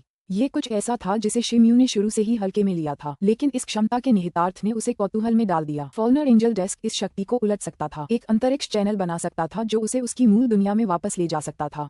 हालांकि शक्ति को अनलॉक करने के लिए शीम्यू को ये सीखना होगा कि इस उपकरण को कैसे परिष्कृत किया जाए। इतना ही नहीं, अगर कोई मृतकों की दुनिया में वापस लौटना चाहता है तो उसे यहाँ एक प्रकार के स्वागत केंद्र के रूप में एक वेदी बनानी होगी। इसके बिना दुनियाओं के बीच यात्रा करते हुए उन्हें समय और स्थान की अराजक धाराओं में खो जाने का खतरा होगा और संभवतः हमेशा के लिए समय और स्थान से बाहर विस्थापित हो जाना होगा। फिलहाल शीम्यू ने अभी तक यह नहीं सीखा था कि इस चीज को कैसे नियंत्रित किया जाए। ऐसी वेदी बनाने के लिए सामग्री भी उसके पास पूरी तरह से नहीं थी। मृत आत्माओं की दुनिया के बारे में उसकी पूरी अज्ञानता का एक अनिवार्य परिणाम। कोई भी निर्णय लेने से पहले वह केवल यान लुओ के डार्कवाटर झील से बाहर आने का इंतजार कर सकता था। इसके अलावा शिम्यू ने यह भी पाया कि फॉलेन एंजल डेस्क के भीतर एक छोटी सी दुनिया थी, एक ऐसी दुनिया जो मृत आत्मा की दुनिया के समान थी, जहां न तो कोई आध्यात्मिक ऊर्जा थी और न ही प्रकृति से आदिम क्यूई मौजूद थी, बल्कि केवल मोटी अपरिहार्य मौत की धुंध थी। कुछ दिनों बाद डार्कवाटर झील के पास एक छोटी सी चोटी पर शिम्यू अपने दोनों हाथों को बगल में रखे खड़ा था, जबकि उसके सिर के ऊपर मंडराती फॉल्नर एंजल डेस्क धीरे धीरे घूम रही थी, जिससे उसकी विशिष्ट काली रोशनी निकल रही थी। उसके पास कंकालों का एक छोटा सा समूह खड़ा था। शायद ये यान लुओ के आदेश का प्रभाव था। ये कंकाल योद्धा कभी भी शिम्यू को पहचान नहीं पाए या उन पर ध्यान नहीं दे पाए, क्योंकि वे एक विशिष्ट क्षेत्र में लक्ष्यहीन रूप से आगे बढ़ रहे थे। शिम्यू ने कुछ देर तक उन्हें देखा और फिर हाथ उठाकर मंत्र बुदबुदाया। फॉलेन एंजल डेस्क की सतह पर अंकित रून्स चमक उठे और एक झिलमिलाहट के साथ वे सेना के ऊपर हवा में उड़ गए। चींग गिरे हुए देवदूत डेस्क से काली रोशनी का एक घना झोंका निकला और उसके नीचे 5 कंकाल सैनिकों को अपनी चपेट में ले लिया। काली रोशनी में कंकालों ने अपने घुटने मोड़ लिए। उनकी आत्मा की लपटें ऐसे टिमटिमा रही थीं मानो वे डर से कांप रहे हों। शिम्यू के हाथ ने एक संकेत ग्रहण किया और गिरे हुए देवदूत की मेज पर रून फिर से चमक उठे। काली रोशनी जाल में फंसे कुछ सैनिकों के साथ उस वस्तु में वापस लौट आए। कंकाल नजरों से ओझल हो गए। शिम्यू ने हाथ हिलाकर फॉल्नर एंजल डेस्क को वापस अपने ऊपर हवा में बुलाया और अपनी आंखें बंद कर ली तथा अपनी चेतना को उस वस्तु में विस्तारित कर दिया। उन्होंने अंतरिक्ष के अंदर 5 कंकालों को इधर उधर बिना किसी उद्देश्य के घूमते हुए पाया। शिम्यू ने युवा मास्टर जू द्वारा सिखाए गए कुछ हस्त संकेतों को अपनाया ताकि आत्मा फंसाने वाला मंत्र प्रदर्शित किया जा सके, जहां उन्होंने अपनी आत्मा की मुहर उन पर लगाने के लिए अपनी आत्मिक इंद्रिय का प्रयोग किया। चूंकि इनमें से कोई भी कंकाल हो तियान की शक्ति से अधिक नहीं था, इसलिए उन्होंने उसकी अधीन आत्माओं में बदलने से पहले कोई प्रतिशोध भी नहीं किया। मुझे पता था। शिम्यू बहुत खुश हुआ। उसने गिरे हुए देवदूत डेस्क की ओर इशारा किया और उसने प्रतिक्रिया स्वरूप पास ही स्थित पहाड़ी पर काली रोशनी की एक मोटी धारा प्रक्षेपित की। जब काली रोशनी हटी तो कंकाल सैनिक फिर से प्रकट हो गए। जैसा कि फॉलनर एंजल कैनन में वर्णित है। फॉलनर एंजल डेस्क का उपयोग मरे हुए प्राणियों को वश में करने के लिए भी किया जा सकता है। साथ ही उन्हें अपने स्थान में संग्रहित किया जा सकता है ताकि उन्हें कहीं भी ले जाया जा सके। यदि शिमयू अनेक मरे हुए प्राणियों को वश में करने में सफल हो जाता है और उन्हें फॉलेन एंजल डेस्क में संग्रहित कर लेता है, तो इसका अर्थ ये होगा कि वह अपनी जेब में मरे हुए प्राणियों की एक सेना लेकर चल रहा है, जो किसी अन्य व्यक्ति के साथ लड़ाई के दौरान काम आएगी। शिमयू इस संभावना से बहुत उत्साहित था। वह इन मरे हुए लोगों को जितना हो सके अपने साथ रखने के लिए बेताब था ताकि वह अपनी लड़ाकू शक्ति बढ़ा सके। शेष दिन शिमयू डाकावाटर झील के पास ही रहा। कुछ दिनों बाद वह वेदी छोड़कर खुले में उड़ गया। यान लुओ की कही बात याद करते हुए वह उसी रास्ते पर रुका रहा जिस पर चलकर वह आया था। उसे पास ही एक घाटी याद आई जहाँ एक छोटी सी डाकावाटर झील थी। वहाँ एक विशालकाय कंकालनुमा मैमथ रहता था जो देखने में पृथ्वी के प्रारंभिक स्तर का लगता था। उस समय जब उसे अपनी यात्रा में पहली बार उस जीव का सामना हुआ था तो उसने उसे जियान तियान स्तर के भेड़ियों जैसे कंकालों के एक समूह से लड़ते हुए देखा था। भेड़ियों जैसे कंकालों की नजर उसी डाकावाटर झील पर थी और इसीलिए उन्होंने उस पर कब्जा करने के लिए हमला किया था।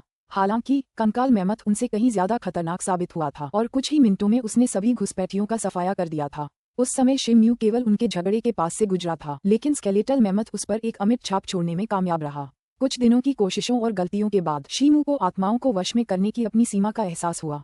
कोई भी ऐसी किसी भी मरे हुए को नहीं पकड़ सकता जिसकी शक्ति उससे ज्यादा हो। इसलिए शिमयू की वर्तमान शक्ति स्थिति को देखते हुए उसके लिए सबसे अच्छी आत्मा वही थी जो उन संभावित आत्माओं को पकड़ सके जो उसके समान स्तर की हों। ऐसी आत्माएं जो अपनी प्रारंभिक पृथ्वी श्रेणी में थीं। कई अंधकार में पहाड़ों से घिरी घाटी तक पहुंचने से पहले उन्होंने लगभग एक दिन तक उड़ान भरी। शिमयू ने अपने आसपास के माहौल को ध्यान से देखा और फिर अपना हरा लबादा निकालकर उसे अपने ऊपर डाल लिया ताकि वह अपनी उपस्थिति छिपा सके। फॉलनर एंजल डेस्क को अपने सामने मंडराने के लिए तैयार होकर वह पहाड़ी दीवार के सहारे घाटी में चलने लगा।